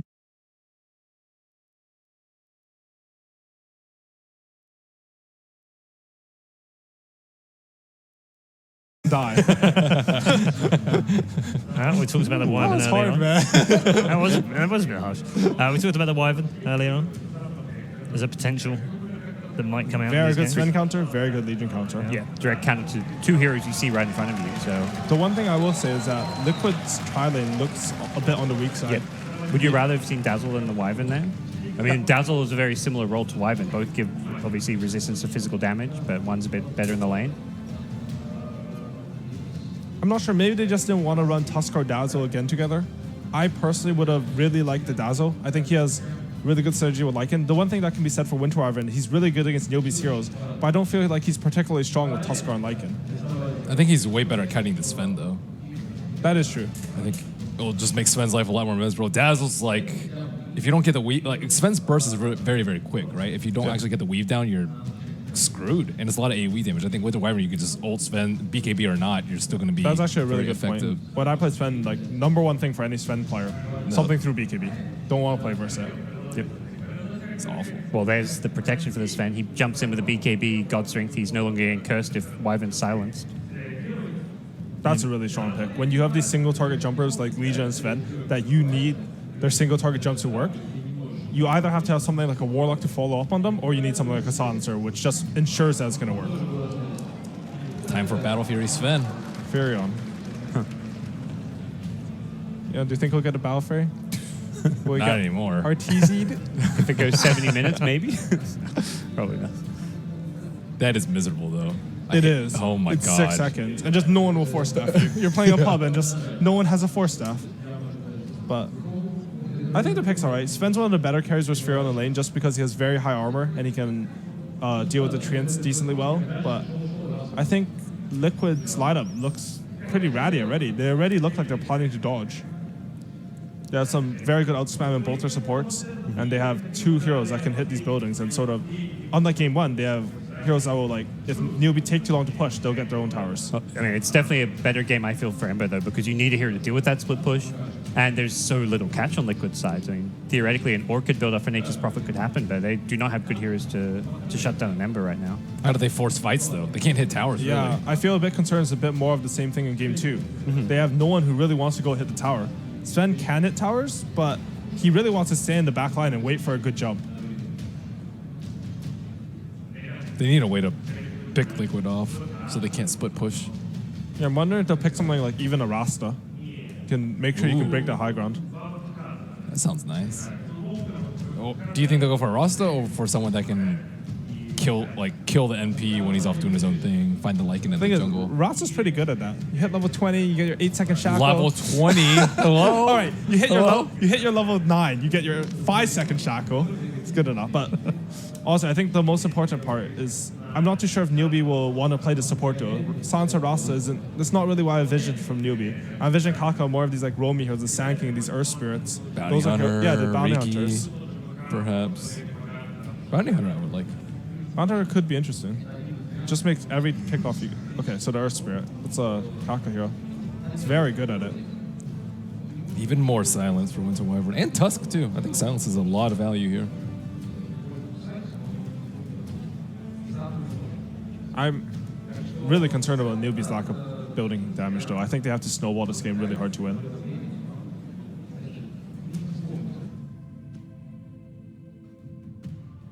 Invoker's still looking pretty good. Oh, wait, no, it's banned. Okay, TA TA banned. as well, so. Tinker, don't like so much. SF still open. I think Tinker could be interesting. You can TP on the Woes.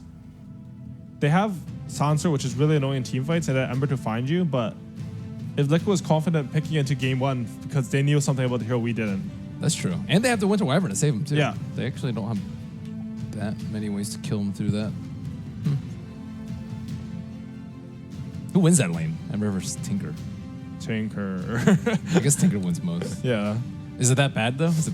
It's awful. Unless Ember can consistently kill Tinker, which is pretty hard because of laser, I think... I think Ember's a really bad laner, personally. He's like 1 armor and pretty mediocre everything in lane, so kill threat.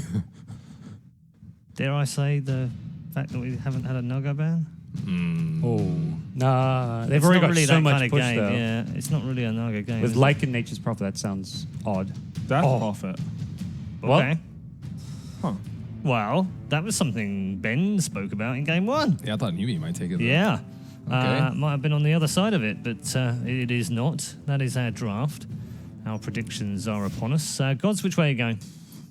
Not much time to think about a Death Prophet pick. It's I feel Liquid are going to be coming off good high. They looked a lot more relaxed going on to game 3, and draft-wise, just looking pretty good with the early Lycan pick. I think it's a hero Newbie are going to struggle to deal with. Okay, so you're going to go with Liquid? Liquid it is. All right. Ben? I will also go with Liquid. I think teams that are attempting to emulate Secret have been doing way better than they would have been using their own stuff. Okay. We're definitely calling this the secret meta at the moment, aren't we? It's after the group stage performance, definitely. Okay. I'll take Liquid as well. Wow. To be honest, coming into the series, I wanted to choose Newbie as the winners for the series, but I don't know. Newbie's lineup just lacks that oomph. I think they need to end the game versus Liquid. I think the longer the game goes, the higher percentage it is for Liquid to take it. Okay.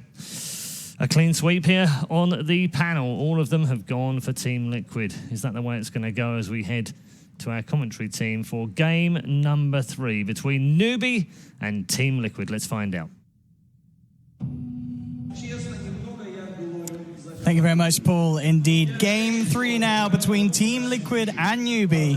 I'm Odie Pixel, I'm here with Sim. We've just had the drafts, and Cinderin, we're getting some Death Prophet play here on the main stage, and not any old Death Prophet, it's a Miracle DP. This is a total change of pace from Liquid. I love seeing stuff like this where the first 2 games were pretty similar in style, and now they figure based on the opposing composition and maybe just to throw a curveball, they're changing it up quite a lot. This is way higher pace as a lineup. It is much more centered around taking down towers. They've got the Lycan, they've got the Death Prophet early, they've got the Nature's Prophet with the Treants. And then on the other side, Newbie are a bit more similar to what they've run so far. Excellent team fight, lots of stuns, lots of lockdown. However, I think the Sven pick might end up being better than it should have been in a sense. Okay. So they chose it. They chose it as a counter pick to Lycan specifically in the first phase. Yeah. And when you look at Liquid's lineup, it's really physically heavy. Death Prophet ultimate, Lycan himself. Nature's Prophet is a lot about physical damage later on into the game as well in general. So there are some itemization options here for Newbie, and activating the Sven I think is going to be absolutely crucial for them. But loving the picks this game. This is going to be great. There should hopefully be a real clash of this kind of culmination of the series. The series, it's been a...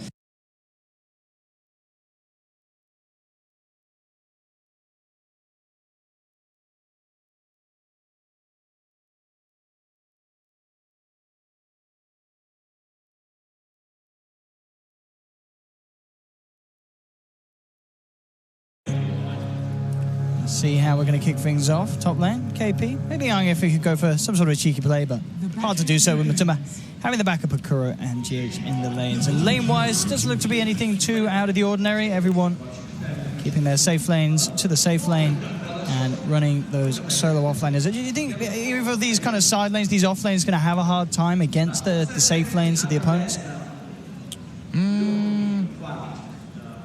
Not that hard. I think this is a really good lane for Legion, and I think it's a really good lane for Nature's Prophet as well, especially if this Earth Spirit is going to focus on mid. It's going to immediately run into a Miracle here. Might seem skill the Spirit Siphon. Oh, he's holding his point for now. There he goes. Now he's killed it. But yeah, this laning stage I think is really important because top lane didn't really work out there for Kuro this time round. I think Liquid want to try to play this as fast as possible early on with a lot of pressure on towers, and then depending on their success, they might have to adapt a different strategy mid lane. Miracle is getting really low here, being pressured hard by Kaka and the CC. And this is giving Triple C a lot of space to get this strong start in the mid lane. And yeah, not only really just how well each offlaner is going to do, but how much they're able to do in terms of hindering the safe lane farm of their opponents, as both Sven and Lycan, 2 heroes that it's not too hard to get a good few CS or 2 really in those safe lanes, as if they want to try and stop them, those offlaners, they're going to have to harass them out, and neither likely to do so with both teams having that support combo safe and sound. Mid lane, Kuroki will just come in and trade a few hits back with SCCC. Miracle almost certainly calling for a bit of backup after that earlier pressure that was being applied by the 2 members of Newbie to himself. Miracle's actually winning this lane really hard right now because, yes, he may have needed to use the Sal. Oh, they even killed a courier there. Mind control will die. I think Earth Spirit was in range for experience there with the TP.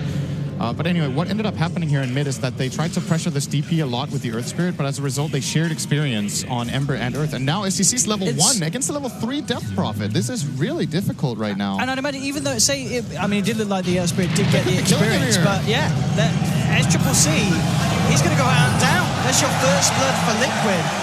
And at the end of the day, that courier snipe play will make a huge difference in the mid lane. The fact that you've then gone ahead and got the first blood for your middle, suddenly this game 3 beginning is a totally different start to that Liquid had earlier this series. This is a big early game advantage, I would say. Massive. Just 2.5 minutes in, if you can have this kind of an advantage, it's already looking good for you, especially with a lineup like Liquid's that wants to just build this advantage up quickly and then look to push towers. And then based on their success, if it goes great, they'll keep pushing towers. If it gets harder in the mid game, they're also good at split pushing. The main problem with that is that there's an Ember on the opposing side, but if you play around it well, opportunities aplenty for Liquid in this game. SCCC, unlucky shards from Kuro. That's it. We'll push Might have actually CC out. might have been lucky at the end of the day. If they commit on that kill and Earth Spirit rolls in next to the tower and they've changed, they could have killed Kuro there on the tower, possibly. But didn't get baited to go for it because he didn't land the shards. One thing that Newbie can certainly look to try and use against Liquid is the fact that this Earth Spirit's hitting some very quick levels. Level 3 at the 3rd minute. That is a lot of potential from Kaka. Absolutely. But it's just hard to find kills in mid. First of all, I really like the DP into Ember in lane, just having the Spirit Siphon. Ember has to run next to you to deal damage with Flame Guard, and then you can break the Flame Guard pretty easily. We're going to probably see that exact thing just now from Miracle. Yeah, good kickback as well to buy some time. Is the heal going to be enough to keep him alive? He's got the backup of Kuroki. Looks to try and block them off with the shards. Won't slow down SCCC, but forces Kaka to back off. Miracle's now able to turn. GH is coming with the rotation. Mind Control joins the crew as well, and Liquid pick up a second kill in the mid lane. SCCC taken down 2 times. And yeah, it just really feels like Liquid have read kind of the situation in terms of what they were struggling with in Game 1 and Game 2. You know, these were both games early in the series where SCCC, he was getting the double kills, he was getting the first plus in mid lane. This time round, Liquid are making sure the exact opposite of that happens. I feel like from a drafting perspective, this DP is like a stroke of genius from Kuro, personally. And as far as the laning stage goes, I still have my concerns later on as far as their ability to take team fights into this massive stun lineup with a lot of damage and armor from Newbie. But just for the purpose of playing this mid lane, DP is amazing. It's hard to play against for Ember already. And Earth Spirit also doesn't want to roll into this Spirit Siphon.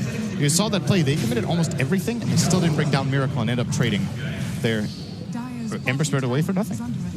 You can see now, though, mid lane, Newbie very much wanting to find something in return. They throw 3 heroes down. That's a bit too much. And it gets the kill done. It was needed. If we saw them go for that again with just 2 Sin, it may have just gone south like the previous attempts. Yep. I like this from Newbie, even though it's failed, they're taking advantage of Spirit Siphon's long cooldown. Nice kill by Liquid, by the way, here top. Again, combining a lot of heroes. We're going to see them push into the tower here. They should be able to claim this as well. I don't think there's going to be any response from Newbie with 4 heroes beating into this top lane, Mind Control joining the forces. And it's, as you said from the draft, it's already seeming to be just a much faster paced game that Liquid want to play. And that could be one of Newbie's weaknesses. Definitely could be. I mean, so far so good. Be a Sprout here from Mind Control to try to secure the tower. Almost got the deny there. Faith's in trouble there. Taking a blast, KP will purge the slow off. And that looks like it will be enough to save Silencer. Kaka teeping across from the shrine. See if they want to fight. Liquid fairly low on mana. It doesn't look like that's enough to allow Newbie to really get stuck in.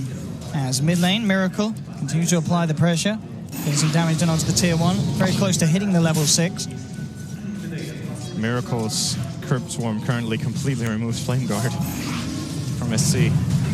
We are rolling from Kaka on the mid lane, looking for the kickback on Miracle. They do have the chain set up. Miracle, is the heal going to be enough? He has got presence of Kuroki and Mind Control turning up, and that will be enough for the time being. It's a deep, deep snowball, though, from Kuroki as they dive the tower. They're looking for SCCC. They will find him. Miracle getting chunked down by the Ghost Trick for the movement speed. It could be too fast. Roll for from Kaka. Miracle looking for the Jukes. It doesn't matter. U9 comes in with a second Ghost Trick smack and brings him down. It's a 2-for-1 at the moment. GH now turning up, but a great boulder smash from Kaka into the silence. Grabs 2, and Newbie will pick up the double for U9. This is like so different from the previous 2 games. It's as if 2 different teams are playing almost. Especially Liquid really turning on the heat here. Great counterplay from Newbie, however, and they need to bring this Ember into the game. It's so important that these plays work out because SC is still, he has a lot of catching up to do. He's still very low level, full level and a half behind Miracle in this mid lane, and the guy who's quietly just building himself up is Matumba. Sven has been for sure, he's been involved in fights. Matumba's just farming on this Lycan. At top of the net worth at the moment, Matumba will be going for, of course, that Mask of Madness build. The question is kind of where he goes from then. Is he going to be going the Mask of Madness armlet? As we mentioned earlier before the game, do you think he has to prioritize the defusal quite early to deal with the War Cry of Sven? Or can he go for other items? Or is a BKB going to be a necessity very, very early this time? I think Armlet is really difficult to use in this game. You're against Flame Guard, you're against Magnetize, you're against Curse, Arcane Curse from the Silencer.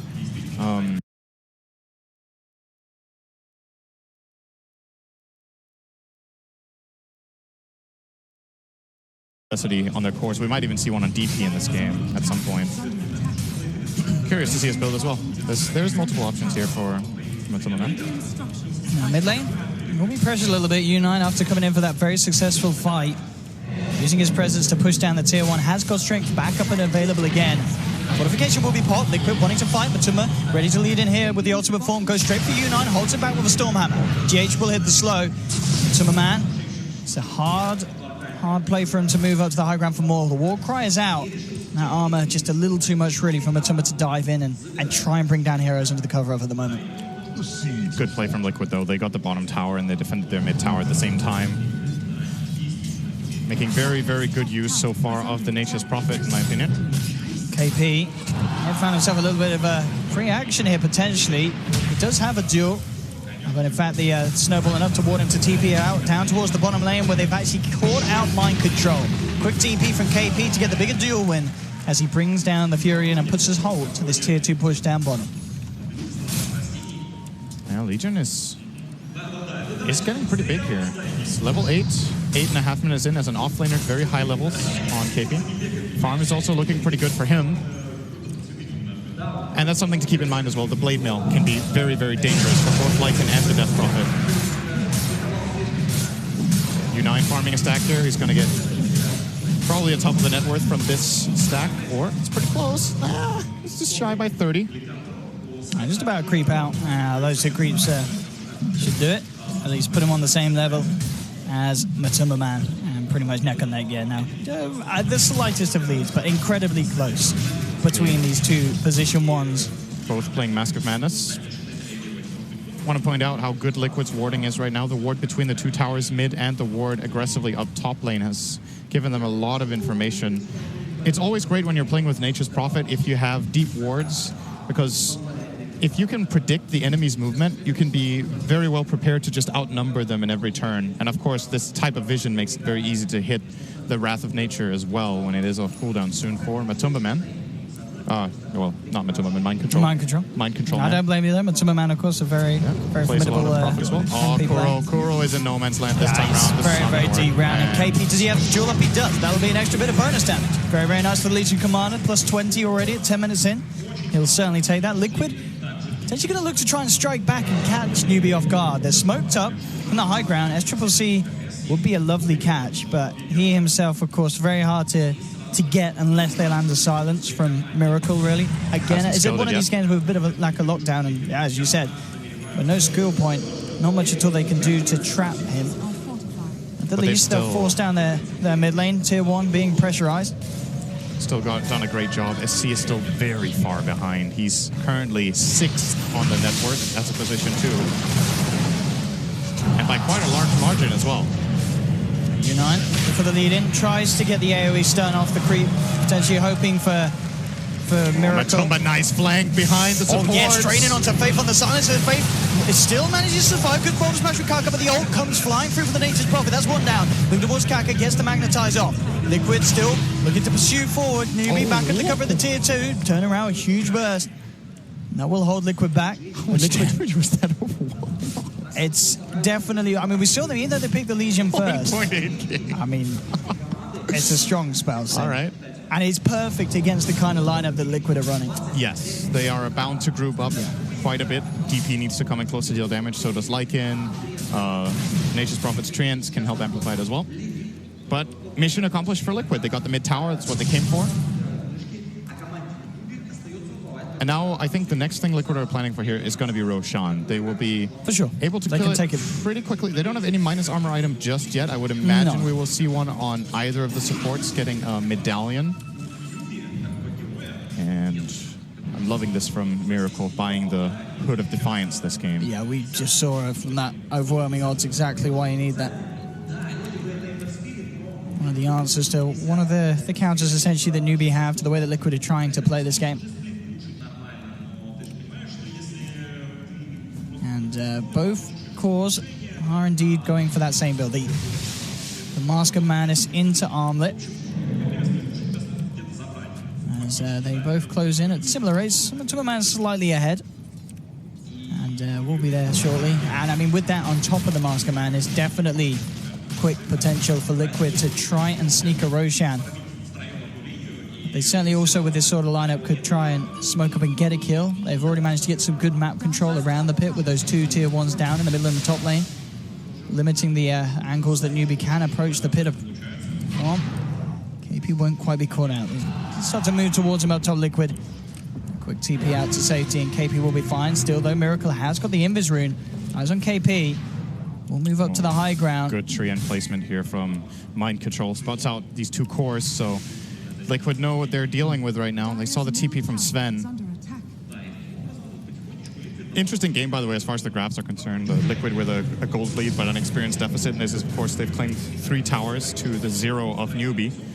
But the experience advantage probably mainly coming the way of Sven clearing these stacks. Miracle's patience here has bought them time to continue to maintain vision off KP, and now Liquid, they'll close in on the Legion commander, and it'll be an easy kill for the side.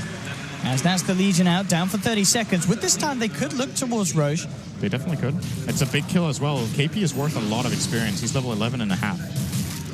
Highest level in the game, actually. Even above the Sven. Not anymore, I suppose. But, oh, they're going for Sven as well. This is a big kill if they get it. And he's on his own.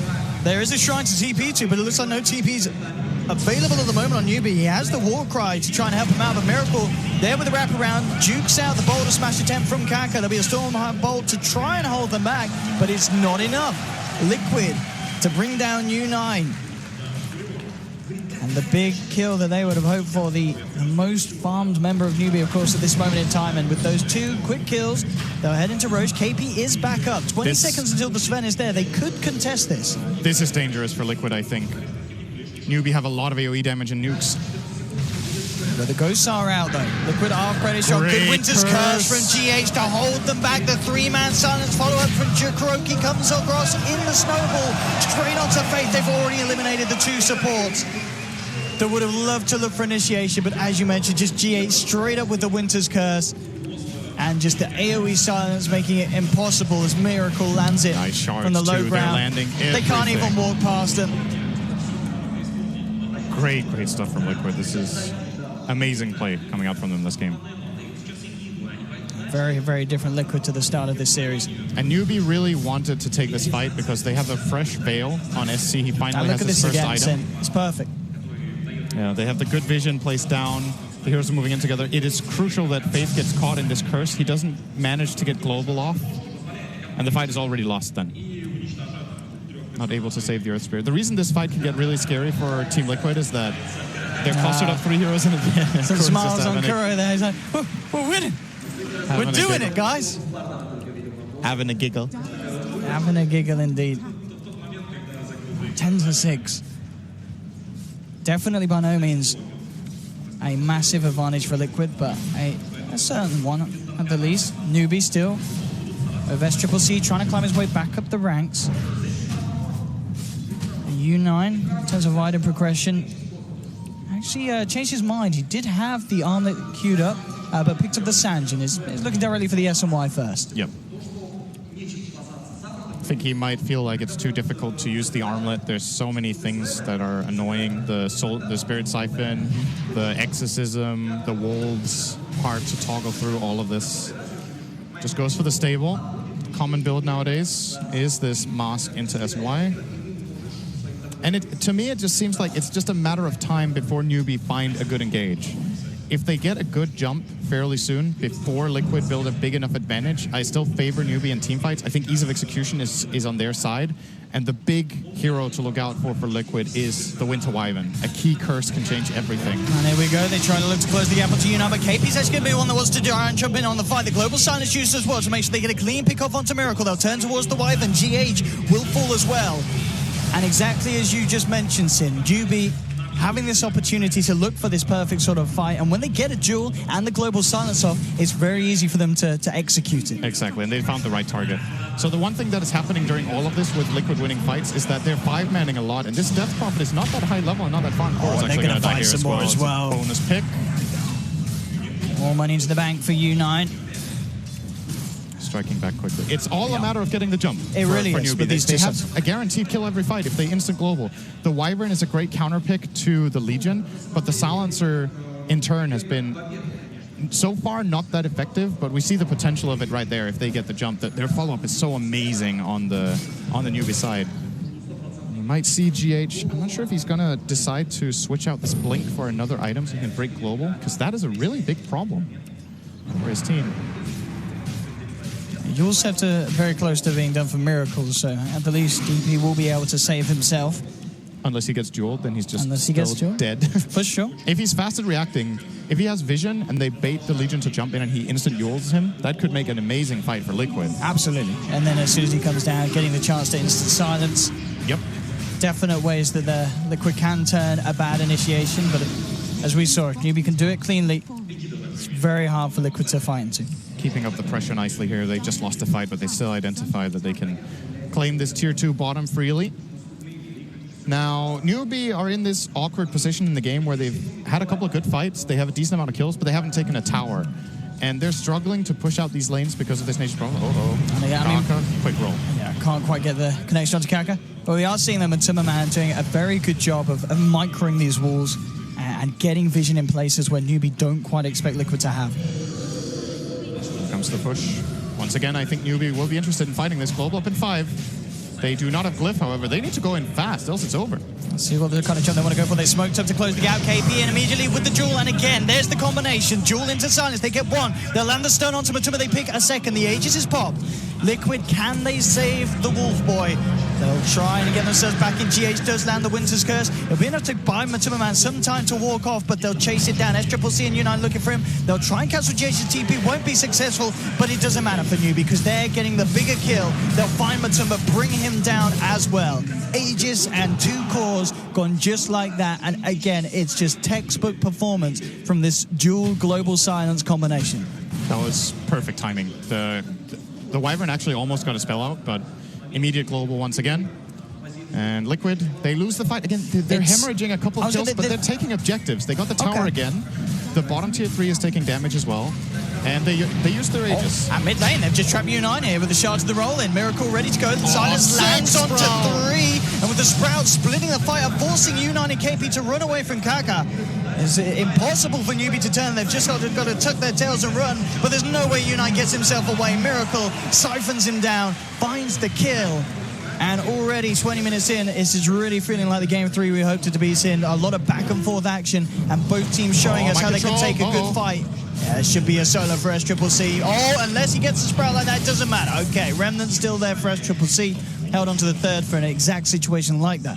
At 12-12, 20.5 minutes in, both teams fighting hard, and you can really feel it here in the single elimination bracket. Kiev Major. Oh my, Miracle. He's a little bit careful with his positioning here. Global is on cooldown still, however. But yeah, Mind Control managed to get a great kill there on Kaka as well. I'm pretty sure we were following the other one on U9, but very nice kill to take down the Earth. Got a little bit too excited porting bottom. And by the way, Mind Control is really rich. It needs to be careful not to give away too many kills. We're seeing the fight here again. Excellent execution from Newbie. And Matuma being brought down. The real big one. Newbie keeping themselves composed. Everything on the line here in this game. A little bit of a... I don't think he was rolling his eyes. But just, lubricating the eyeballs. As the pro players do. A very good roll.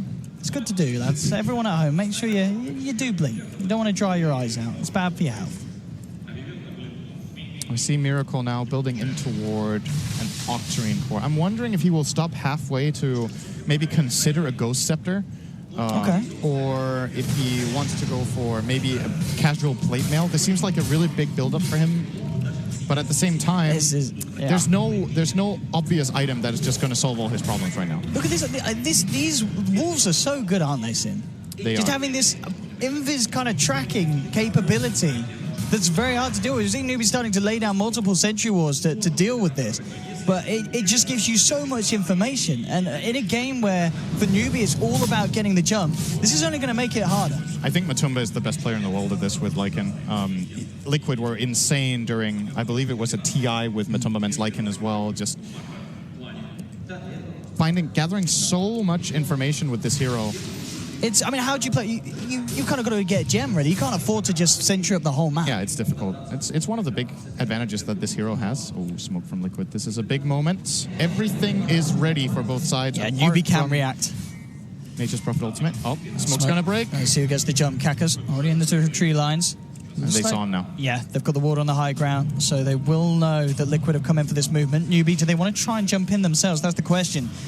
Bring down one of the wolves. Sigil will be sent over. So both teams are kind of realizing that neither are going to get that perfect opportunity to jump. Oh, it's C-top.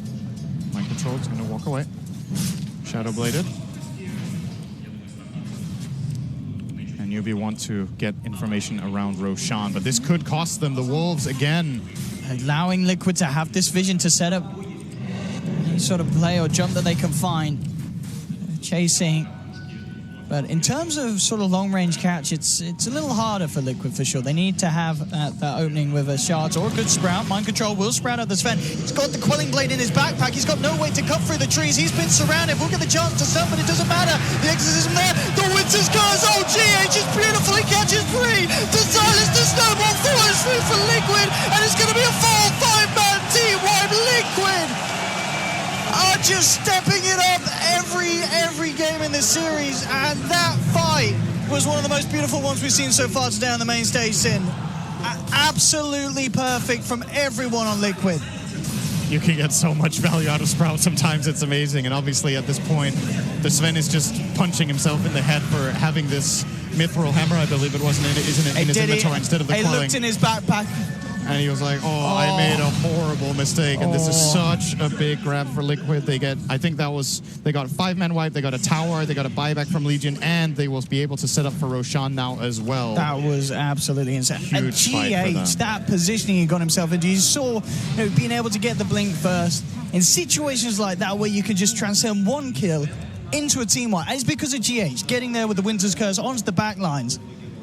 And then there's just so much AoE to follow through. The death prop is brilliant with the Winter's Curse. You're going to get this easy multi-man stuns. They've basically got a pseudo global silence on their side, Liquid, and it's at a much less cooldown.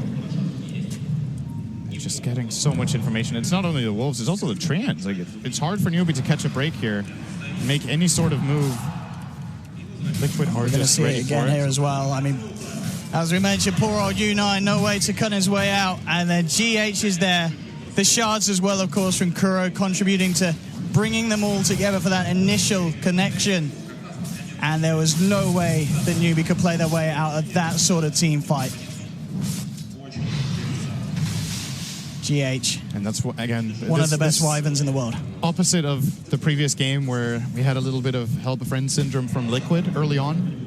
They could have cut the Sven there, and like that was a mistake, But it's a big core. It's tempting to try to help him there. They might be able to get slight chains, create the space they need to back away, maybe get a turnaround with Global. But Liquid, where they're in full force, they got the perfect jump. And they're building a big advantage now, 12,000 gold. Roche is up. Should be theirs for the taking. They have way better information all the time than Newbie. Newbie sitting on one good Roche ward that they kind of have to play around. And Sven finally picking up this BKB could give them options. This means they have to put the Winter's Curse on him, or he will be able to go for 4 plays. Obviously can ignore the curse during BKB on other targets. And it means he's got a slot in his back, in his items for the Quelling. Very nice. So that will not be happening necessary. Again. Definitely against these sort of sprouts from Mind Control. And he's working on a Blink Dagger next. I think this is the exact correct choice. Even should have maybe considered buying it earlier, I'm not sure. It seems to be the case that Newbie just needs to get the jump, as we've seen before, but struggling to find the advantage simply because of all the scouting once again. Maybe a gem pickup now wouldn't be half bad for them, but who's going to buy it? They all want to make progress to the next item. It's how do you move around the map if you're Newbie? I mean, you do, but it's like a map hack. Liquid know everything.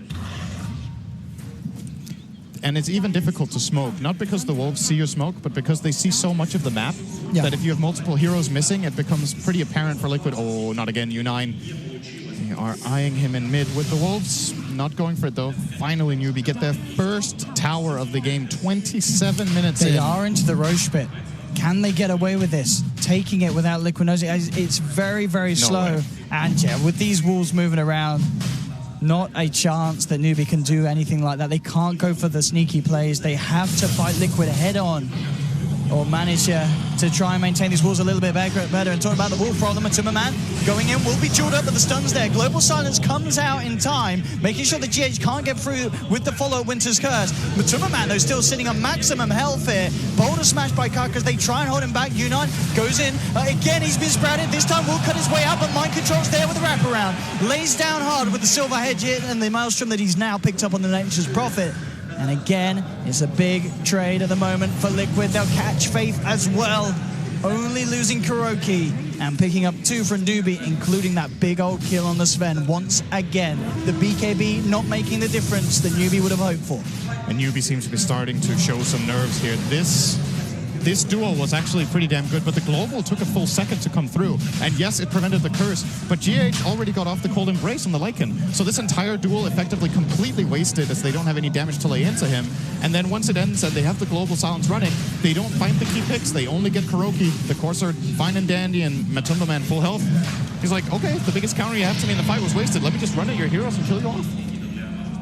Liquid again. Bigger and bigger lead. Newbie have to be really crisp on this. If they finally get a duel, they finally get the opportunity, the global needs to be immediate. It needs to be instant during this duel, or it's just not happening. GH now with a full mechanism as well. Oh, he's nearly got Guardian Greaves complete as well. 300 or so gold, and that will be in his pocket. And then even in that situation, if you duel the global silence with the Greaves aura and the buff, it's very likely you still save the target. Yeah, the Greaves are going to be a true game changer for him. Yeah. The problem that he had before is now going to disappear in 250 gold. That's actually the biggest item pick of the game, I feel like, when he gets these Greaves. I mean, we've seen the plays that he's been able to pull out under pressure, and now having that comfort of the debuff. It's very scary. But Summer Man actually going to make his way up top with the ultimate form. And not just a push, but at this stage, the cooldown not too long to play around at all, and unlikely that Newbie are going to be able to find the chance to fight and pressure whilst it's unavailable. Bottom lane, Liquid may even find a bit of solo action. Kaka is pushing out the lane at the moment on his own, and may just be caught out here if GH spots him. Kaka's actually going to go for the play. They will be bringing SCCC across with the bots, but this could go bad for Liquid. Quick blink back by SCCC, making sure that he doesn't get silenced, and he will just leave Kaka for dead.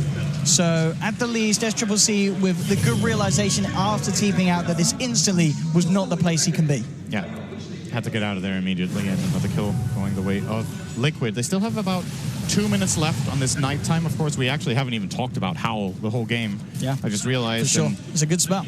They have nighttime, they have Aegis. Could be a possibility to think about Howl grounding. Howl ground? Yep. Oh yeah, you bring out the best in me, Owen. Yep. Out of multiple orifices. Yeah, okay.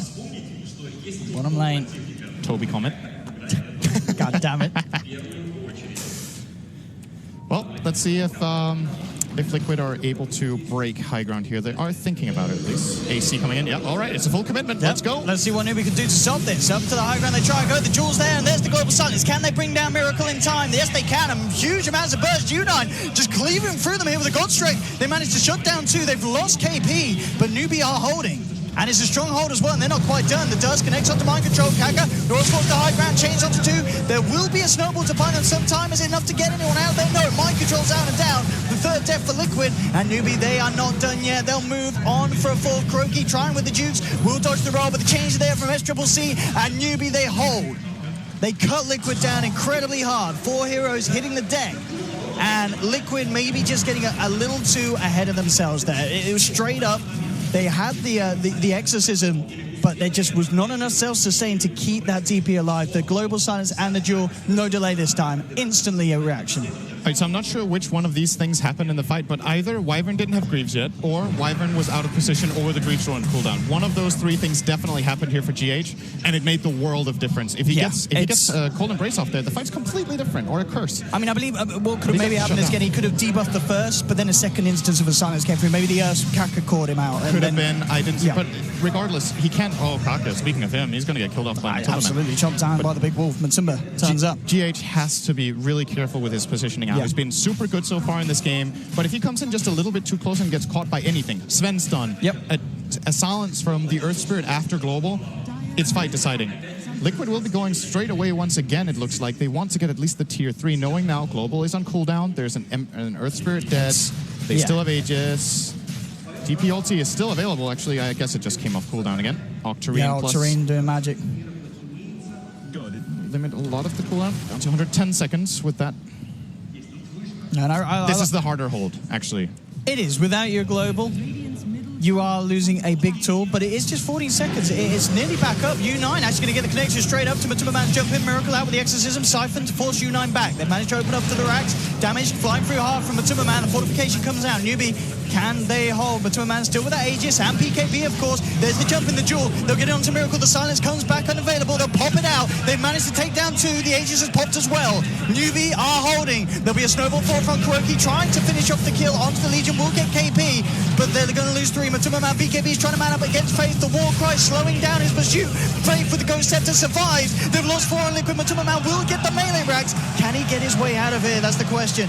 And it looks like he has got the time. He runs out. Kaka looking for the change. The chain slider fist combo from SCCC catches out Matumba, and Newbie will finish off Liquid. They lost the melee racks, but they hit back so damn hard.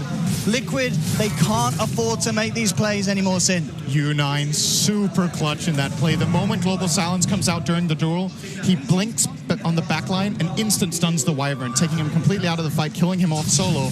And again, this entire game is being played around Global Silence. It's the most important ability. Global Silence and duel. Newbie, best fight from them the whole game, that one. So good coordination with everything. Instant global and duel. Catching off the Wyvern. Speaking of, very quick blink there from GH. Quick blink. And GH, I think, in that fight was super ready for it. He was so ready for with the Greaves that he might not have been paying attention to the Sven's movements. These fights are really chaotic. It's hard to follow through with everything here. Keep up with it. Miracle. He dies so quick. I mean, that's the overall, instant dies every fight. Almost. Surely you have to be worried for Liquid in that sense, because they've done that 3 times. That's the 3rd time it felt like they've gone for that push, and it's just cost them massively. You can't do. I mean, Newbie, SCCC, and U9 are just going to start to scale up, and as the game goes on, is a Death Prophet and a Lycan really going to keep up with those 2? I think this game gets really difficult for Liquid when it goes very late. I definitely agree with that. They still have a bit of a buffer. And they obviously did get the barracks, so they did get the melee racks. Not a complete disaster for them, look at the gold swing. Yeah, that's a lot of money to pay for a melee racks. It's not ideal by any means. I still think Newbie overall were the victors of the last 5 minutes, even though they lost the lane. Especially the gold coming in for, I would say, the Ember Spirit is getting really important. So what's happening now is that SCC is closing in on his level 25. He will have the Octarine coming up in 100 gold. Yep. And the amount of control that he can output is an issue for Liquid. They don't have much to fight with after the BKBs expire. They're going to get completely controlled by all of these stuns and silences and whatnot that Newbie can bring at them. So they have this short timing window with a 9-second BKB on the Furion and the 7-second BKB on the Lycan, where they need to get the job done. I feel like once those BKBs are out, their team fight is just flat out weaker in almost every single aspect. But then that's one thing that Liquid do have. There is potential to play this the Rat style. They've already done what they needed to. They've opened up the base, taken down that melee racks. There is an avenue of opportunity to get themselves in there. I mean, the question, Newbie's lineup, they do have, as you mentioned earlier, the Ember. Do you feel have they got enough to deal with Liquid if they do start to split up and really go heavy in with the split push? I think Ember is a really key hero in that regard. He can do a lot of pushing on his own with fairly minimal risk in this game. If you look at the heroes he's facing, and especially the item build coming out from Mind Control. Until now, Mind Control can't control the Ember. But with this Orchid that he's building into maybe a full Bloodthorn, it could get a bit trickier for the Ember Spirit, who in this game has not gone for a Linkens. There's no defensive items, potentially. And there's a smoke now coming from Newbie. This is once again a big moment. Ember can connect on this mid wave. Needs to be careful not to TP. Okay, it's gone. See what they can Miracle do with this. getting rid of that. High ground being marked by Kuroki. They'll spot out U9. They know to get the hell out of there. Kurome Perez like there's the jump though. Still Newbie will still find it. The global silence. Angel being popped. GH, he gets too close. The cleave just rips him down. They've lost the Winter Wyvern on the sidelines. Kuroki will find the kill onto the Earth Spirit. But Matuma Man pops the ornament of the BKB. Looks towards U9. The Silver Edge from Mind Control limiting the output of the Sven. They do find a third. Out in the tree line, KP will blink away, but Liquid managing to fight past that ultimate. The initiation not strong enough for Newbie. There'll be a buyback from SCCC. U9 has got buyback available, but there's no God strength. They're massively limited in what they can do here, Newbie, and Liquid are ready to abuse it straight down the mid. They'll clear down the tier 3. Newbie, what can they do with limited options here? SCCC with the jump forward, chains onto 2. Trying their best to hold Liquid away from picking up a second set of racks for the time being. It looks like it may just be enough with the exorcism. running out. Liquid will back. There's the duel. They come in. Can they protect Matuma Man? The Solar Crest, the Snowball. It may just be enough to protect you from this duel. They've got the lockdown of KP. KP's out. Matuma Man survives. Does this one? This Triple C gets the Sun Fist out. They're falling low, but it doesn't matter. Unite's down. There's a dieback from Sven. A dieback from S Triple C. And Liquid, they may have they've definitely done it here, Sin. Both cores on Newbie down for 100 seconds. No way for them to get back in this game. GG is called, and Liquid are moving on. Clearly Liquid's best game in the series. What a turnaround from game 1 to game 3. This series has just been an upward spiral, and a sharp one as well for Liquid, because at the start it looked incredibly grim for them. I really liked in this game how well Liquid played. I've said it a couple of times, the whole vision thing, but this last fight is all vision. Kuro, superior positioning on the high ground, completely counters Kaka's attempt at engaging on him with the Earth Spirit. The Wolves in position once again. And Liquid, even though that fight, GH died without getting curse off, he got the cold embrace off. He got the cold embrace off again. These little windows, this all execution at the end of the day, and it was just that the execution for Liquid was that much tighter. They were able to find those tiny gaps in what Newbie were throwing them in terms of the silence, the duel, and then that last fight as well. Keeping Matuma Man alive, we saw the power of the Tusk with the Snowball. It's so hard then for Newbie to finish off the kill that they initiate upon. They only really could fight with Global Silence. Without it, they just didn't have a chance against Liquid's cohesion and team play. And Liquid, they are going to feel very, very happy with that victory, because this was not an easy best of 3 for them, Cinderin. And it's really important for them, if they want to have any hopes of getting to top 4 or even the finals, that they start picking up some steam, because they've been looking really shaky. But it looked to me like the team grew a lot throughout this series. Like Absolutely. they learned a lot from every game and figured out how like the team play just developed really, really quickly. And if they can keep this up, this game for me was really, really good execution from them going forward, and loved the picks, like I said. They might just be finding their style. Death Prophet and Nature's Prophet. It's like we're a few TIs ago. This is something that's being proven to work again in this current day and age with this new meta, with the new patch kind of coming into these previous tournaments. Miracle DP is something you've got to be scared of. And GH Wyvern, as we kind of mentioned throughout the game, he really had an outstanding performance in this game for me. Yeah, there's a couple of mistakes here and there individually, but overall they just outplayed Newbie this game, it felt like. They executed fights better. It's what it takes. What a series we have there. Liquid taking the victory 2-1, knocking Newbie out of the competition. That's it from myself and Sin. I want to hear what the panel has to say about this one, and an incredible matchup between these two titans. Back to you, Paul. Yes, thank you very much, ODPixel and Cinnamon, for the commentary there. Team Liquid are your winners, the unlikely winners, perhaps, of our second round of 16 game. We're back with our panel members once more. Gods, where do we start with this? Because 10 minutes into the second game, this looked like a 2-0 to Newbie, and it's turned round on its head. Just complete turnaround, completely different team from what we saw in game 1. Yeah. Liquid, like group stage was, I think, a little bit shaky, but still not completely hopeless. But like when you see game 1, started game 2, you're thinking like, man, all right, this Liquid team is done for. But they're bipolar, this team. Yep. They really are. Absolutely. And when it's crazy. we did highlight their inconsistencies at the start of the series, and if you ever wanted a demonstration, I guess this entire series is a perfect example of it, isn't it? Yeah, I would say it's kind of the story of their group stage too. Some of the games they were just really, really good and played together, and this game was no different than other games. Just like, what are they doing? Had you quite frustrated at times? The thing is, like, sometimes it's just like gut reflex. It's like, oh, we're gonna go in and help our team because that's what you're supposed to do, right? And then it just ends in disaster. Yeah. I guess it's good to have that kind of instinct, but sometimes. But when you keep losing it, it's like, man, do I trust my instinct for these? I actually was talking to Conrad during this game. I was like, we're talking about brackets. Like, man, between this Liquid Newbie thing, we both changed like who we thought was going to win like 10 times last night on our bracket predictions, because who knows? Yeah, Which it's Liquid one of the showing hardest up. ones, wasn't it, to Yeah, predict? This absolutely. and probably the EG Thunderbirds game, maybe probably the two most difficult to pick out in the round of 16. What do you make of it? Yep. I thought Liquid played extremely well this game. I think Matuma Man had the best wolf control just for vision that I've seen in any pro game ever, honestly. There were so many times I was just watching the stream and knew we were grouping up. Especially that one at the bottom two. They were laying this trap. It was a very well-planned trap. They committed all their heals, and then there's just this little wolf there. They're like, what do you do versus that? It's just such good vision. Yeah, I was going to ask you about the vision, because it was a massive difference in this particular game made such a difference to the team, didn't it? Yeah, to be honest, Division in all 3 games, I felt like the one thing that Liquid was extremely by far better at than Nubia was fighting around their vision. In game 1, even though they lost, we saw them using the Haunt to get those good dooms off. In game 2, we saw them using the Haunt to jump on the Warlock. In this game, the wolves were everywhere.